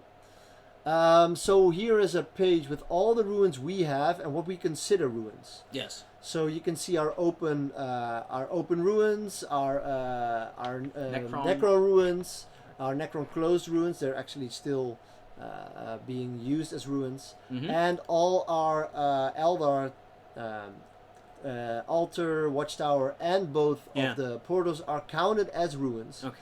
Meaning light cover, obscuring. Yes, it's on in the top, right? So defensible, breachable, obscuring, light cover, and scalable. Defensible meaning that you get those extra options when you're being charged. If you're being charged, breachable meaning infantry can go through, and only infantry, I believe. And then obscuring means that it provides cover. It provides, or no, that's if light it's cover. above, it's over 5 inches. Blocks It line of blocks sight. lines of sight for everything with less than 18 wounds and aircraft. And scalable meaning you can climb up and down. Yeah. Just a small thing. If you cannot actually stand on top of those Eldar ruins, you can try, but your model will break. So I find it impressive. yeah, if that works, it's very impressive. Yeah. So it's the Eldar ruins. And then next to that are actually our factories. Over here, this yeah. And there's one very important thing about those factories. They have doors. And if we play with open doors, and if you can ride your Rhino through those doors, it's possible. So usually it says, because it's only if it fits then. Yeah, only if it fits. So a dreadnought and a Rhino and your scrapjets, or they can actually drive through it. Nice. So then it's possible. So bikers and everything can drive through it, and the doors are played as open. Mm-hmm. So that's a very important thing that we had questions about from some guys for the Bremen tournament, asking, okay, if it's open, can we move through? Yeah. Yes, you can. And then to the left there are those are ruins. Everyone can see that those are ruins. And to the right, to the down right, there's actually the GW ruins are used as ruins, but that's no surprise over there. Pretty. Yeah, and the same counts over there. If you can fit your vehicle, or if it's open, like a door, if it's open and something fits through, it can go through. Yeah. Yeah, that's the easiest way to say it. All right. So those are the ruins. That's a whole page of ruins. Yes. Next to that are the craters, which are area terrain, meaning that if you're in there, you actually receive light cover, and they are difficult ground, meaning you will lose 2 on your movement and your charge. So those craters are actually a very big impact on the game. Yeah, now they are for sure. Yeah. Armored containers. Armored containers, very easily. They are obstacles, meaning if you stand behind them, you have light cover. If you have to put a line through it, and they're scalable, so you can stand on top of them. But if you're on top of them, they're exposed positions, so you won't get a cover save when you're on top of it. Look at me. Yeah. Yeah. But I have cover. That was the old school rules, right? Yeah. I really love exposed positions. That really Yeah, is a makes very sense, good though. addition. If Yeah. you're out in the open and you're up high, Yeah, indeed. you're gonna get shot. Ah. All right. Um, Scrolling down. So we're going to the barricades and fuel pipes, which it. are very easy. We have our newest Elba terrain, of course. They are barricades, and they say it's defensible. It's a defense line, meaning if you charge, you don't have to be within half an inch for engagement range, but you have to be within 2, Mm-hmm. I think. It's difficult ground, so if you move over it, you get -2 again. Unstable position, so you cannot be on top of it. Light cover and heavy cover. Yeah. And this is actually the only one that actually gives heavy cover. Okay. Meaning, heavy cover says you get +1 on your armor save in combat if you're within 3 inch of the terrain, except for those units that charged. Yeah. So, and that was actually FAQ'd, so don't forget that. All right. And then we have the forests, and of course we have our forests, which are have been a real success already. Yeah, I love them, dude. Yeah. It's So and those forests actually count as dense cover, so -1 to hit. Yeah. Breachable, so you can move over it if you want to. Defensible and difficult ground. Yeah. Yeah. So no light cover. We actually had a question about that. There's no light cover in ruins. It On isn't- woods, you mean? yeah, in woods. So it's on woods. Yeah. So it's not in the Oh, book. that's weird. Not in the book. So if it's not in the book, But everybody was saying like the woods are going to be the thing to look out for because you know the -1 to hit thing. yeah. And what I think -1 to hit is better than +1 save. So if it would have -1 to hit and +1 save, That's a bit nuts. that would be extreme. Yeah. So I think it actually is a good call from GW. Yeah. saying So that. we don't want to make it too crazy. Yeah. It's just crazy, man. It's crazy talk. Right. Next. Industrial structures which will be our Sprylos. And there's one thing that is actually very important, that if you have a Sprylo and there's a walkway over it, you don't get -1 to hit if you shoot under the Yeah. walkway. No, you're not gonna be covered because there's a walkway Like, high above your head. no. So, but if you're an airplane or an aircraft and you shoot through Yeah. the walkway, you of course still Yeah. have dense cover. But if you're on top of it, you'll get dense cover. There's one thing though. Does it say? Yeah, shooting attacks that pass. Yeah, so it actually says in the note. And if you are on top of the rings on the down low, you also get dense cover. So it actually is a very useful piece of terrain. Tasty. Yeah. So we actually think we have one left that has like special rules, and that's the ruined walls, which will be our billboards. Ruined. Yeah. I think it's ruined. ruined. Ruined walls. Yeah. Ruined walls. Ruined. Those will be our billboards. So infantry can actually move through the billboards. Then we'll have our foam core walls. You can see them over there. They're like very high, but they will be How high? ruined walls, like this high. Oh, So, I see. so a knight can actually be hide behind it. Sweet. Yeah, and you cannot be on top of it, so it has unstable position. And as you can see, the Necron monoliths and the like the pipelines we have are actually also ruined walls. So Okay. you cannot be on top of it, which is Cannot. very important. Yeah. And then last but not least are those hills. Run for Yeah. the hills. The funny thing about hills is that they don't have any keywords. A hill is just a hill. As it says. It's just a hill. None. It's like it makes it higher and that's it. If there's a terrain feature on that hill, that still gets those words, I but see. the hill hill will not itself- get no. So That's- it only blocks line of sight. And that's it's a little discriminatory towards hills. Isn't it? We're sorry, hills. We're sorry, hills. Yeah, we're sorry. But you're just a hill. It's and I don't blame it. Don't blame it on us. Blame it on Blame it G-Dubs. on game. It's Blame not it our on fault. Yeah. Okay. So this was a quick run through for our terrain document. Yes. If you have any questions about these, or if you have anything like, okay, what would you count this as? Because we of course have multiple terrain stuff that is not on here, but if we would do that, it's like 20 pages long. So let's not do that. Yeah. So if you have any questions during the events, please tug our shirts and say, what the hell is this? What the hell? What the hell, man? Yeah. Um, So that's the train talk, Yeah. or rather the train document. So then we're going to go over into community look.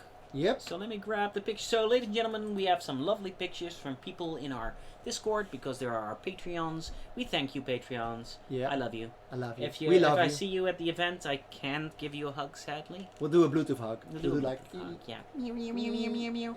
Okay. So, hold up. Let me just, yeah, hold on 1 second, guys. I'm gonna remove this one and activate that one and go. Yes. So here we are. And we're gonna start with some Daniel Konjevic stuff. Yeah. So he's been working pretty hard on terrain.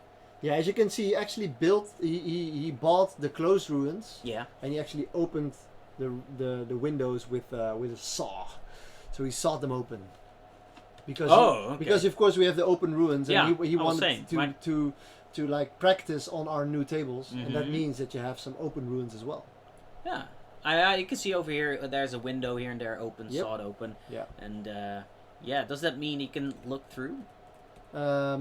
Only if you're in the terrain, because it has the obscuring rule. exactly. So yeah. So he bought quite a bunch. And you can see Nice his vibrant colours. I really love the colors, like the different Yeah. colors, and you can actually see that he used those kind of the same techniques with feathering and not completely making it the same colors. Yeah. And as you can see, these are 5 sets of our terrain Yeah. in the smallest way built. Like if you put them all together, it's so small. Yeah. I love it. And Love again, it's the set that fits inside itself. All the smaller ruins fit inside larger ruins. Yeah. So this is nice, easy to store. Yeah. Loving it. So and we really love the colors. It's a bit different than we are used to because it's. But I think as an architecture, you could pull it off. Yeah. He has actually been working on some forests or some craters or whatever as well. And as you can see, he uses a technique that I actually explained last week. You're a sensei. So. No, I don't think so. But Okay. I actually said, okay, I'm Too going to bad. use blue foam and I'm going to put some plastering over it to make sure that if I spray it, it will stay alive. Yeah. And as we can see in pictures later on, it has this is like cardboard with stuff on it. And Yeah. after the last picture is like, okay, wow, I didn't see that. Let's coming. see. Let's see. So So this, here he puts the plaster on yeah, to protect the foam to protect everything and, to and give it a little give bit it of structure. texture. Yeah, give it nice texture. Yeah. That's right. Okay. So so here's some gardening weeds. Yeah, this is from IKEA It's actually. from- what So is he it? bought some fake plants from IKEA, Mm-hmm. and these are like Fake this, plants? this is like his natural colors, but he's gonna spray them over in the next picture, as you can see, and he makes them hella red. Mm. And you're like, what the hell is this? Mm. This is some alien shit, man. That's some red weed right Get there. some red weed. Red weed. But he Special actually kind. says, okay, I'm gonna spray in one color, and then I'm gonna spray something over it to make it a little bit more different colors. So let's see the next one. Oh man, that looks good. And as you can man. see, it really looks like a Mm. like a dead dead That's some- plants that's or some good looking weed. yeah, yeah. Weed always well. It looks very alien. It looks very alien, and when you put these on top of those, Alien weed right there. yeah. So after this, the picture is gonna be, I think, the ruins like Oh. spray painted already, and with these over it. And I mean, Mm, doesn't this look that's like a good. very good forest? Yeah, this is a dope ass forest. Yeah. So Forest of alien weed right so there. an overgrown ruin. Yeah. The Very only- easily, I think it's safe to say that he has done it the most easiest way and it with the most effect. I love it, man. The only thing I would do, I mean, I love this, man. This is the bomb to me. The only thing I would do is not make the bases square. Make it a little bit more organically round. Yeah, but if you look at the WTC layouts, they Okay. actually use squares? they use a lot of squares. That's a little square. Yeah, and it's very easily all squares are the same size, so it's easily storable as well. So I think it has its ups and its downs. Mm. This actually is from Cuppy, from Maarten. Yeah, there you go. And he actually Hey, made Cuppy. some terrain that's usable for HOS and the 9th Age. Yeah. If I would give him a tip, I would say use a dry brush from like a light brown, not like Zendri Dust Brown, but Mhm. more like Bestior XV86, Yeah. and make it like around the on the ground and then around the edges of the ruins as well to blend it together. Yeah. And then you would have the perfect terrain for any fantasy setup, in my I opinion. love it, man. I love those ruins, man. Those Sigmar Yeah. ruins stuff. Yeah. Man. It's great. I think he did it very easily with the contrast and then drivers behind it, and that's contrast has been very good for painted terrain. Yeah. You have used it last time as well. During Yeah, training, yeah. right? Especially for ruins and stuff like that. It's awesome. Yeah. It's so fast. Yeah. All right. So, here's actually. Well, this is actually a good example of what you were talking about during your terrain talk. Yeah. This It's like is a nice zenithal highlight of red, and then the bottom is a more deeper, darker. Yeah, so red. so Gorwin actually did this. Gorwin, I have to. He always sees. It's not Gorwin, but it's Gorwin. Well, okay. Okay. This is a very quick way to paint our ruins. So you can do the inside with the black and the gray, so you can Yeah. have more of a concrete type of terrain. And then with this, you can give it that extra color. And we've seen in Sweden, we sponsored some tables to Sweden. They built they bought like 20 kits, and they actually did it the same way, but they like 20 kits building and painting takes a long time. Yeah, it's a lot of work. But if you don't want to, you can always build the inside and play with them already. Oh yeah. And then later on put on Put on the other side, because you can facades. paint it separately anyway. Yeah, so Yeah, very cool. So now we're going over into work in progress things that Yeah. our peeps have been working on. So Yep. this is actually from your brother. yeah, this is from Peter, Peter. from AO Peter. Yep. AO Peter. And this is actually a lieutenant, like a Ravenwing Telemaster, because he has the twin linked. So sick in this edition. Yeah, twin assault and twin heavy bolter. Yeah. And this is his new painting scheme because he used to do blue and red. Yep. And That was his well, thing. he has been working with his airbrush for so long now, and he sorry. really gets. Going a bit fast. Let me go Oh, back. it's no problem. And this is his work in progress for our painting competition that's going to be ending in Yeah. about 2 weeks. Because we've got a little painting competition going on in Discord. Last time around it was a An hero. HQ, yeah, an HQ. Paint an HQ or hero, And this time around it's paint in vehicle or a monster. A vehicle, monster, or a model with a base size of 40 millimeters or more. Yeah, minimum. Minimum, yeah. So this is his entry. yeah, but we noticed that a lot of people have been going back to work. So we don't have a lot It's a of bit work in quiet. progress. It's a little bit quiet. Yeah, but, so you for know. those guys watching and saying, I wanted to commit, Yeah. just, Come on, guys, get the painting. yeah, and Get the painting. and that gives me a little rush as well to get my Bastillon going. Yeah, I'm busy as on well. my. I still have to finish my War Mega Boss. Balls on Mold Crusher. Yeah, I mean, I'm going big. I'm going big. big. Big. Yeah. All right, next. So is this from a J? No, By this chance? actually is from Gorwin as well. Oh wow. Boring. He actually made up his whole new painting scheme before the release, saying, "Okay, this is gonna be my painting scheme." This dude's going ham right here, man. It looks a little bit like what Jay did, Yeah. but he I love the crackling. yeah, the new bases Crackling, are very awesome, and I think the combination of red, black, Yeah, and white, this works. it actually is a wink to his own company, Risen Airsoft, Ah, because he has his own airsoft company, ah, and his logo actually has these colors.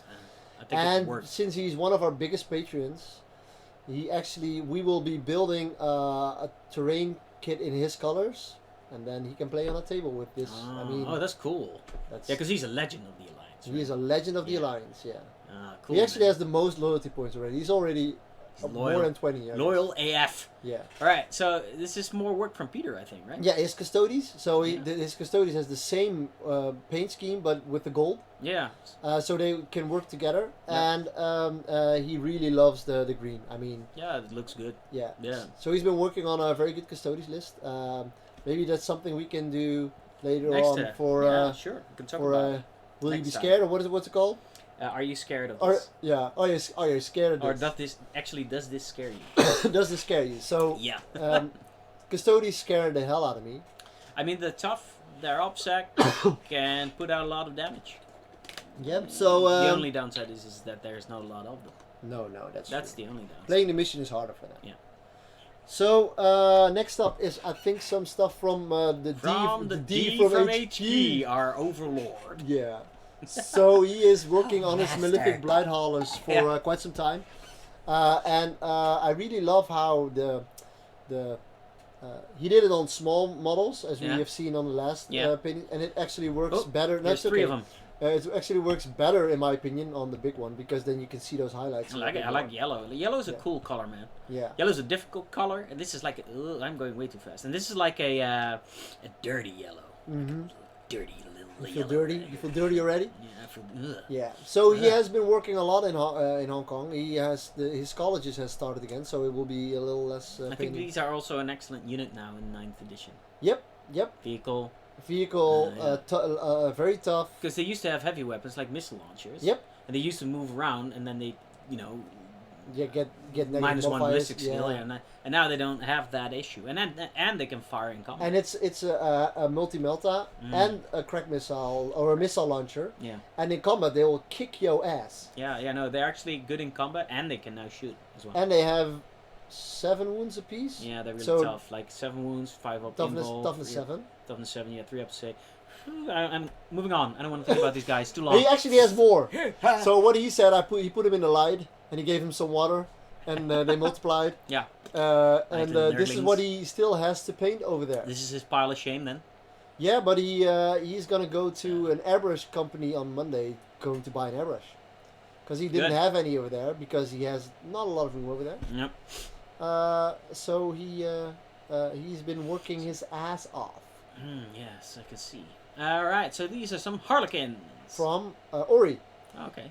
So he's been working on his list for No Surrender, and he actually has to paint one more unit, I guess. man, And then he has 4 of these mofos. Harlequins are very good in this edition as well. Because they ignore most of the rules. Like, Yeah. okay, fall back and shoot, Yeah. fall back and charge, fall back and... Turns out, if you ignore most of the rules, you're good. Yep.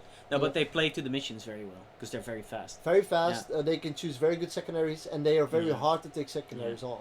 But these look cool, man. I like them. Like Harlequins, are like a very colorful army, and they offer a lot of artistic freedoms.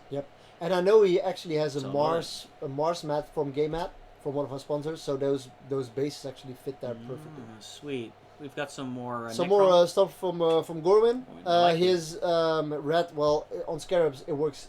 Let's just say Yeah. it works on Scarabs as well. Yeah. Next. I mean, I really love this dude. Yeah, And these are some of the the Scorpack Lords and the Overlord I love as well. This, dude. I love this scheme. I really like the light, the cracked earth, with the red shining through. Is that like a metal color? But Yeah. it's really cool because they're basically walking on magma themed bases. Yeah. What happens when you look at a real volcano? It's very metally as Yep. well. All this stuff. Yep. So I really dig. And the in good this. thing about this scheme is, for me, is those weapons.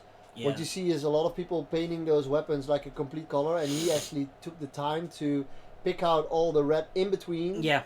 and not make it glowy because he doesn't use an airbrush, and that's very. I think it gives it a lot, some kind Yeah, it of looks lightning very feel or something, or Yeah, it's just glowy effect, right? yeah, glowy but without being a big OSL blob. You know what I mean? No, it's true. It's painted probably by brush, and so it's it's subtle, but it works really well. This I looks, like it a lot. This would look very menacing when it comes to me. Yes, this is more Denny stuff, I think. Yeah, It's like Nurglings. fleshy Nurglings. Yeah, he has demons there as well, Yeah, old man. and I think this is the last one. I think so. Yeah. Oh, 'cause yeah, Then we're going Ooh. into my stuff. Ooh. Okay, so that's the community look, guys. So I guess I'll take it from here. So we're going into our next segment, which is new. It's just like a tryout, and we'll see if people like it. It's called "Does It Scare You?" You get. Oh no! Does it scare you? All right, so I'll show people that. Shall I talk about what I'm working on? Just show them because the first picture is the full list, right? Yeah. So here's So just say what you're working Sure. on and so explain in about your list. in about a week, I've got a little tournament going on into it's the Amsterdam Battle Brothers Yeah. training cages, which is actually a training tournament for our tournament, No Surrender. Yep. Sadly, I can't really attend to our tournament, so I love it whenever I get to attend to another tournament, which Yep. is kind of like our tournament, a little Yeah. bit. So, yeah, it's great. So this is my list. I'm working on it. It's orcs, obviously. It's going to be, I'll explain it to you. It's going to be death skulls all around. Yep. Because the idea of this list is MSU, like MSU, with some other units sprinkled in for some firepower and stuff. Stand up objectives as much as I can, be everywhere, and dominate the game that way. Yep. So, I'll start with HQs. I think I took a picture of the HQs. Hold on. Yeah, there they are. So here are the HQs. I've got, beginning with my war boss there in the middle, or the middle left, Middle I left. should say. Yeah. So he's got a war boss. Again, Death Skulls. He's got a power claw. He's my warlord. He's in a supreme command detachment, so it gives me 3 extra CP if I make him the warlord. And he's got brutal but cunning, which means whenever he charges, his power claw gets +1 damage, and he can reroll to hit. Okay. You can do that. Then he's got the relic. He's got the Killy Claw, which is a flat damage 3 power claw. Whenever he charges, it becomes a flat damage 4 power claw. And the power claw says no minus to hit. Yep. And with reroll to hit. and with reroll to wound. And with reroll to wound. So okay. he's got 5 attacks, reroll to hit, hitting on 2 is reroll to hit, and then he's got strength 12 with the thing because Yeah. he's strength 6. Yep. And so it's doubled. So strength 12. Usually wounding on 3 is rerolling. Yeah, usually winning on 2s really, right? Yeah. if- Infantry anyway. Infantry anyways, yeah. Yeah, and then But you vehicles wanna rush him into a and vehicle as well. you know, and the great part about the reroll says it just says rerolls. It doesn't say reroll fail. Okay. So reroll everything if I want to. Yeah, Okay. if someone So, has minuses. minuses, and exactly. Yeah. Okay, so then I have 2 weird boys. There's actually an excellent power in the Death Skulls list. It's Maniacal Seizures. It's an 18-inch range target an enemy unit. Don't need line of sight. That unit gets -1 to hit. And if I have any attacks that target that unit, I get a +1 rend to it. That's extremely good. That's really good. Yeah. Yeah. Especially with like all your guns, most of your guns, like normal guns, don't have any AP. Yeah. But if you have your burner bombers or your SNAS, the things we'll see later on. Yeah. With a lot of twin big shooters, with a lot of shooting, those minuses are gonna count. Oh yeah. Those Especially reds are gonna attacks. count, Just, yeah. mostly it's well, this list brings a lot of. So I play with the list against you with mostly boys, and then it's mostly for combat attacks, right?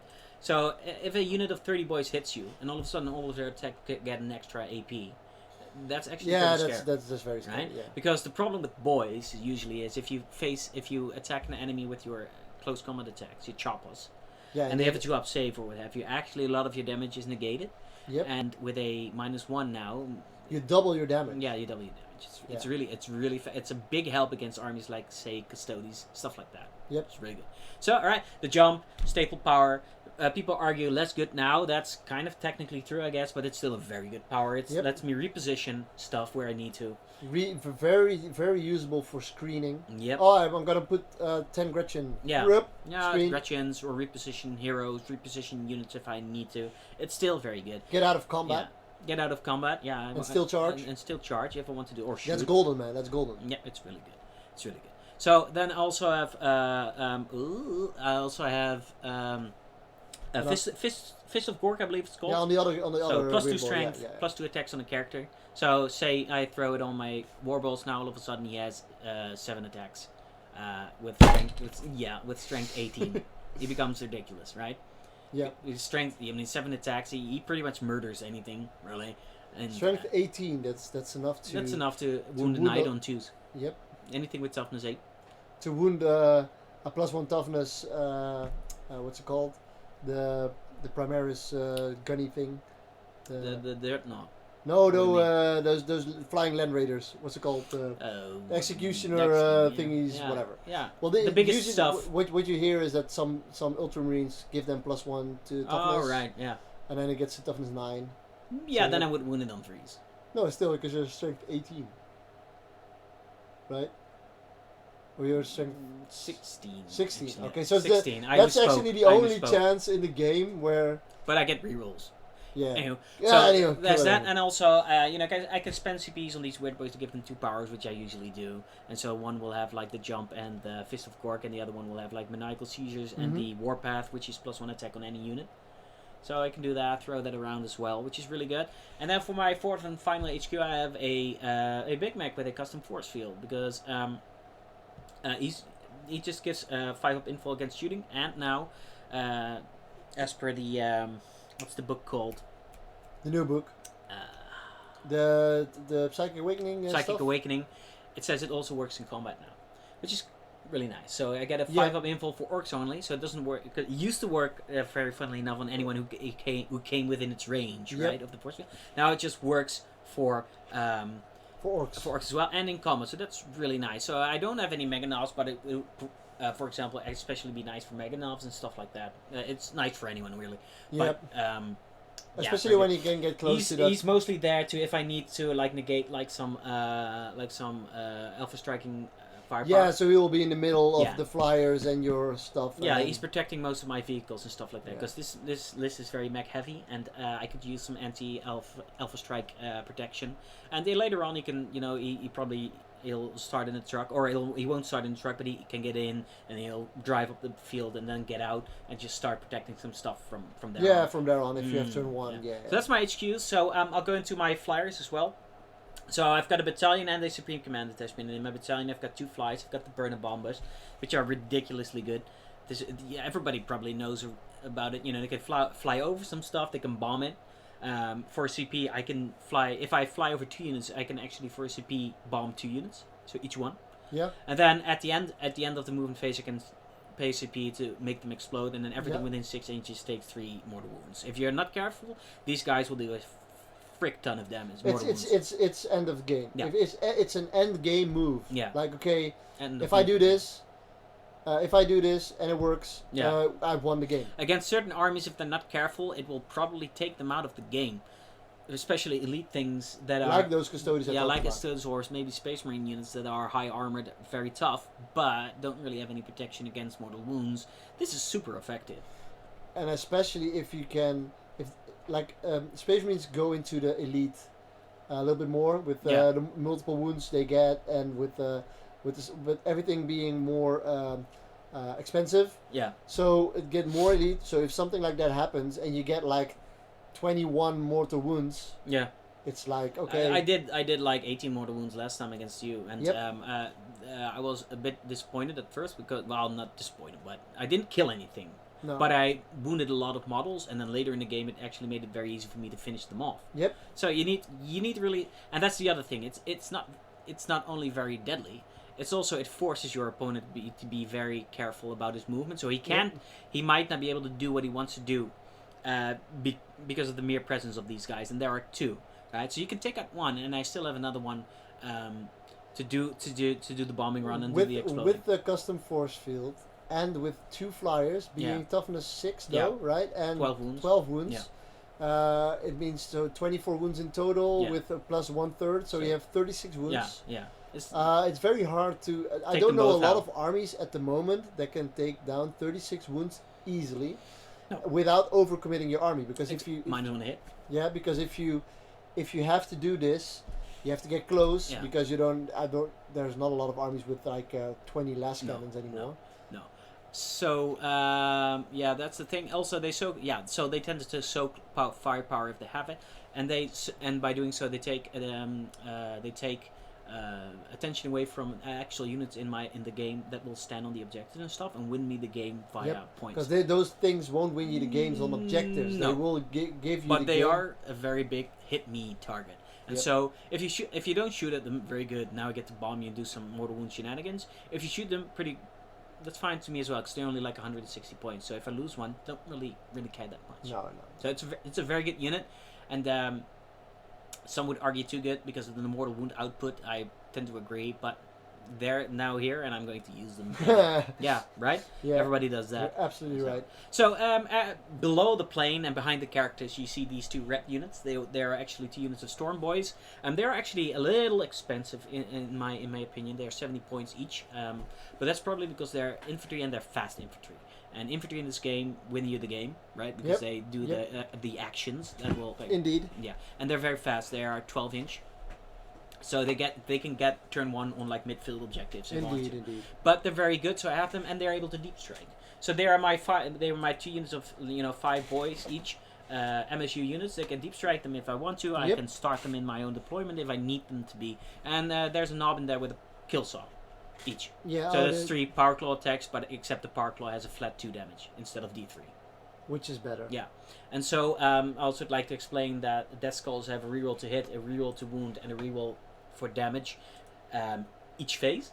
And Power Claws become ridiculously effective when you have a reroll to hit and reroll to wound. Indeed. So these guys will deep strike in your back lines, and if you leave them to their own devices, they might start hunting like single characters or 5-man units or what have you, because they actually have some good damage output. 4 boys still have 12 attacks. Yep. Which is pretty good as well. Pretty good. Yeah. So MSG units, guys. So that's so I took a picture of the plane. Was working on this, so a little bit of work in progress as well. I've been using dry brush as well. So is it? Yeah. So it's that one. So dry brush. I'm figuring out stuff with dry brush. I actually did the warning stripes with tape, masking tape. I just regular painting tape. Yeah. And just cut them with a ruler. Just cut them in stripes. Stick them on, and works out very well. Yeah, works out like a charm. So I'm working on that. So here we have 3 of the. This is actually my favorite unit in the Orc army. I mean, I really love them. They are the Megatrex Scrap Jets. Mm-hmm. They are basically a fire base unit for me. So I take 3 units in one, right? Yep. One fast attack choice, and then I deploy them as 3, and then after that they become their separate units. Yep. So these are actually pretty good. So they are 9 wounds, toughness 6, 4 up save. They have a 6 up invul with excuse me, with this The Death Death Skulls. Skulls, yeah. And I get the 3 rerolls each phase, right? 4 to hit, to wound, damage. So what they do is they fire actually 2d3 missiles, strength 8, AP minus 2, flat 3 damage. And they have they fire an extra 1 missile that if it targets a vehicle, it's only vehicle. If it targets a vehicle, it gets +1 to hit. If that 1 missile targets anything but a vehicle, it gets -1 to hit. Yeah, it's a little wonky. So it's a missile meant to take out vehicles, apparently. So basically 2d3 +1 missiles, which is pretty good. And then it has 12 big shooter shots. 6 of the shots are fired by a grot and will hit on 4s, and the other will hit on 5s. So they're pretty versatile fire base. So it has anti-tank, it has anti-infantry. I mean, if I fire all 3 of them at an infantry unit of 5 man or something, I have pretty much a good chance of taking them out. And the missiles can really hurt.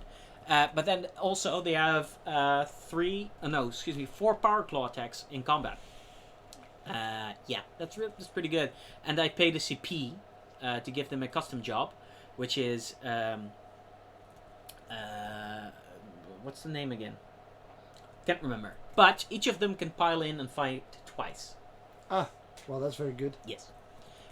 So the job of these guys is basically, they're also, single units for me to stand on objectives, but also to run around, deal some damage, charge units, tie up units. That's what they're excellent for as well, because they're actually quite tough. And they can now attack and shoot in combat, which is also pretty good.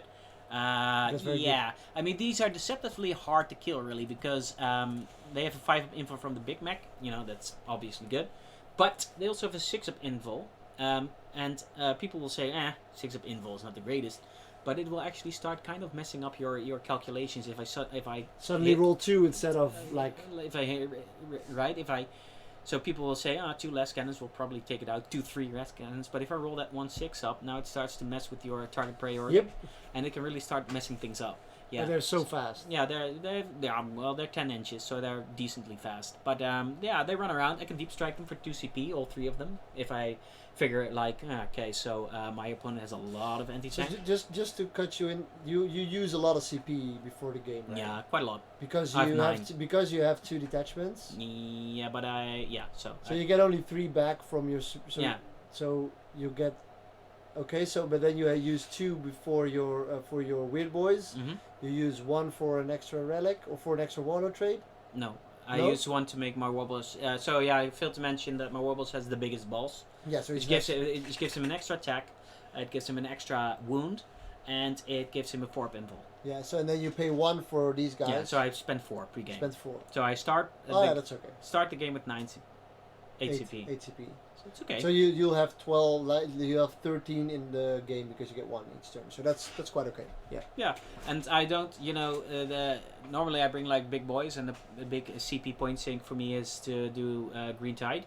but I don't have 30-point model or 30 model units, so I will Boys, be yeah. using that. So basically, I've enough to do what I want to do in the game. Yeah. Okay. Sure. So moving on. So here we have my 2 units of 5. So on the right you see a finished unit of commandos. Yeah. So this is actually my latest project. I really love these guys, if I do say so myself. But they came out very well. So I have 3 units of commandos. So I still need to finish the left unit, obviously, and then I need to build another one. Yeah. It's gonna be It's gonna be a busy week, but I could do it. But these guys are excellent. They. CJ's asking which attachment. So CJ, I have a battalion and I have a Supreme Command attachment. Yeah. So Supreme Command is now just one guy, Character. right? One character, Yeah. right? And Supreme Command says if the character in the detachment is your warlord, you get 3 CP. Oh yeah. Okay. So. Okay. Yeah. So instead of getting my 3 CP out of the battalion for being the warlord in there, yeah. right? He's in the Supreme Command detachment, and you can get your 3 CP that way. Yeah. Okay. Yeah. Yeah. So yeah. So it adds up to 8. Effectively start the game with 8. So anywho's, I have 3 units of these. These are very cheap. 55 points for. But you can only you can only include a Primarch, a Demon Primarch, or a Supreme Commander unit, and you don't know yet if he's a Supreme Commander, because they don't have the keyword yet. So what I you thought actually, I thought it was able to do it. yeah. So just so you know that it would be an illegal list because you don't know if he's a Supreme Commander yet. Okay, so it might. So it might just require yeah. some shuffling Some around. Sure, I might maybe edit. I think you out should of the take a character. battalion and a patrol, Yeah, I could do it and that then way. it's good And then it's good. if it's Yeah. possible. Yeah, because you have your 2 units of I Gretchen. can, I So can, yeah. I can do it that way. Yeah. Okay, so fixed. Fixed. I thought I could do it that way, but I can do it another way, and it's still legal. Sorry, guys. Right, so 3 units of commandos, 55 points, 4 boys and a knob with a power claw. Excellent. They can deep strike. They have objective secure. Yeah, very good. Yeah, they have objective secured because again, that's goes in infantry. Every infantry unit has objective secured. Zogov, this is ours. That's what the unit. That's what the rule is called. Zog off, bitches. Zogov. These guys are there for doing stuff like standing on objectives, but mainly also to give me engage on all fronts, which is something I'll be taking every game. And I Probably. think everybody does. Yeah. Most So- people do. Yeah, and the thing is, they're pretty good because if they're in cover, they get a 4-up save, which is kind of decent for Nord, right? Yep. So yeah, 5 boys, deep striking, running around. If you leave them again, if you don't kill them, they'll start killing some stuff of yours or just tagging shit. And if you kill them, sure, that's 55 points that I used to score points in the game, and I don't really mind you losing them. But that's the point of MSU, right? Yep. So yeah, very good. Alright, so, and then here's the core of my army. It's 4 units of 10 boys and a knob, so 9 boys and a knob with a power claw. With power claw. Yeah, boys are boys, pretty good. And then with 4 trucks, right? And 4 trucks, yeah, so boys and trucks are actually pretty good, because, the trucks can stand on objectives, the boys inside are protected, and trucks actually, again, deceptively tough. They have 11 10 wounds, 11, 10 or 11. I think it's 11. Toughness 6.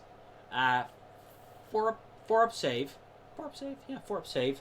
And they have ramshackle. So if you shoot at the truck with a weapon that has a damage profile of more than 1, so D3 or D6, and you fire last cannon and you roll that 6, you get 6 damage. I get to roll a die, and on the 6, always on the flat 6, whatever damage you rolled, it's reduced to 1. That's sick. Yeah, it's pretty good. Yeah, so, and I've got a 6-up invul. So, again, that can start to mess with your target priority again. So I can just drive these on objectives. Later on, the boys get out. The trucks become like these charging missiles that I just charge for eating Overwatch, and then the boys go in after. Yep. I can put the truck filled with boys on objectives and say, you will kill this truck and these boys, or else I will have your objective. And you'll, yeah, indeed. And I've got 4 of them. Yep. So, what you don't see on this picture is also have 2 units of 13 Gretchens. They're already finished, so that's why they weren't on here. But yeah, Gretchens are just for being in the back, standing on Holding objectives, or if I had to jump them and they provide like a screen and Engage in all fronts. moving away. Yeah, stuff like that. Raise the banner, whatever. And then to the left, you see my plane, which I took a top picture of. So this plane's Which is a almost little finished. bit more finished, yeah. Yeah, it's a little bit more finished. But yeah, so that's my. Yeah, let me go back to the whole picture. That's my list that I thought of. So the question is, does it scare you? Does it scare you? Okay. So for those guys looking at this segment later, please put your comments below there and say what will be the counter of this list. What do you think? Maybe you can give a few tips to our guy, to Stefan, or you can say, well, I'm not really that scared because I will kick your ass. All right. Maybe there is a time and a place where you can meet, so you can, I don't know, Fight it out. Yeah. For the love of Gork Yep. and Mork. Yep. Uh, the love of Gorg. yeah. But does it scare you though? Yes, it does.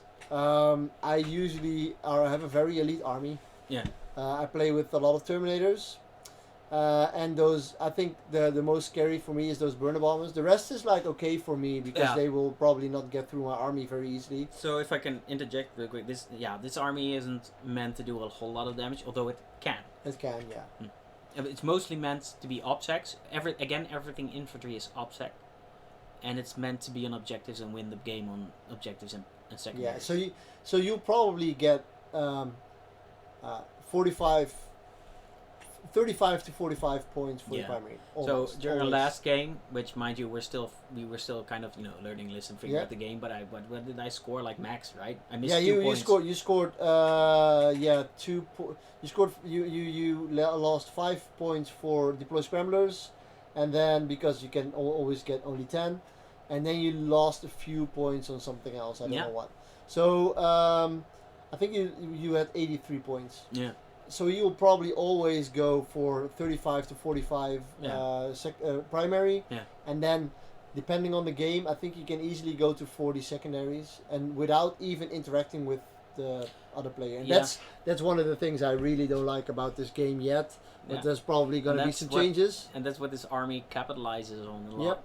I I don't, need, need to kill engage, you. but if I engage, you die. That's Yeah.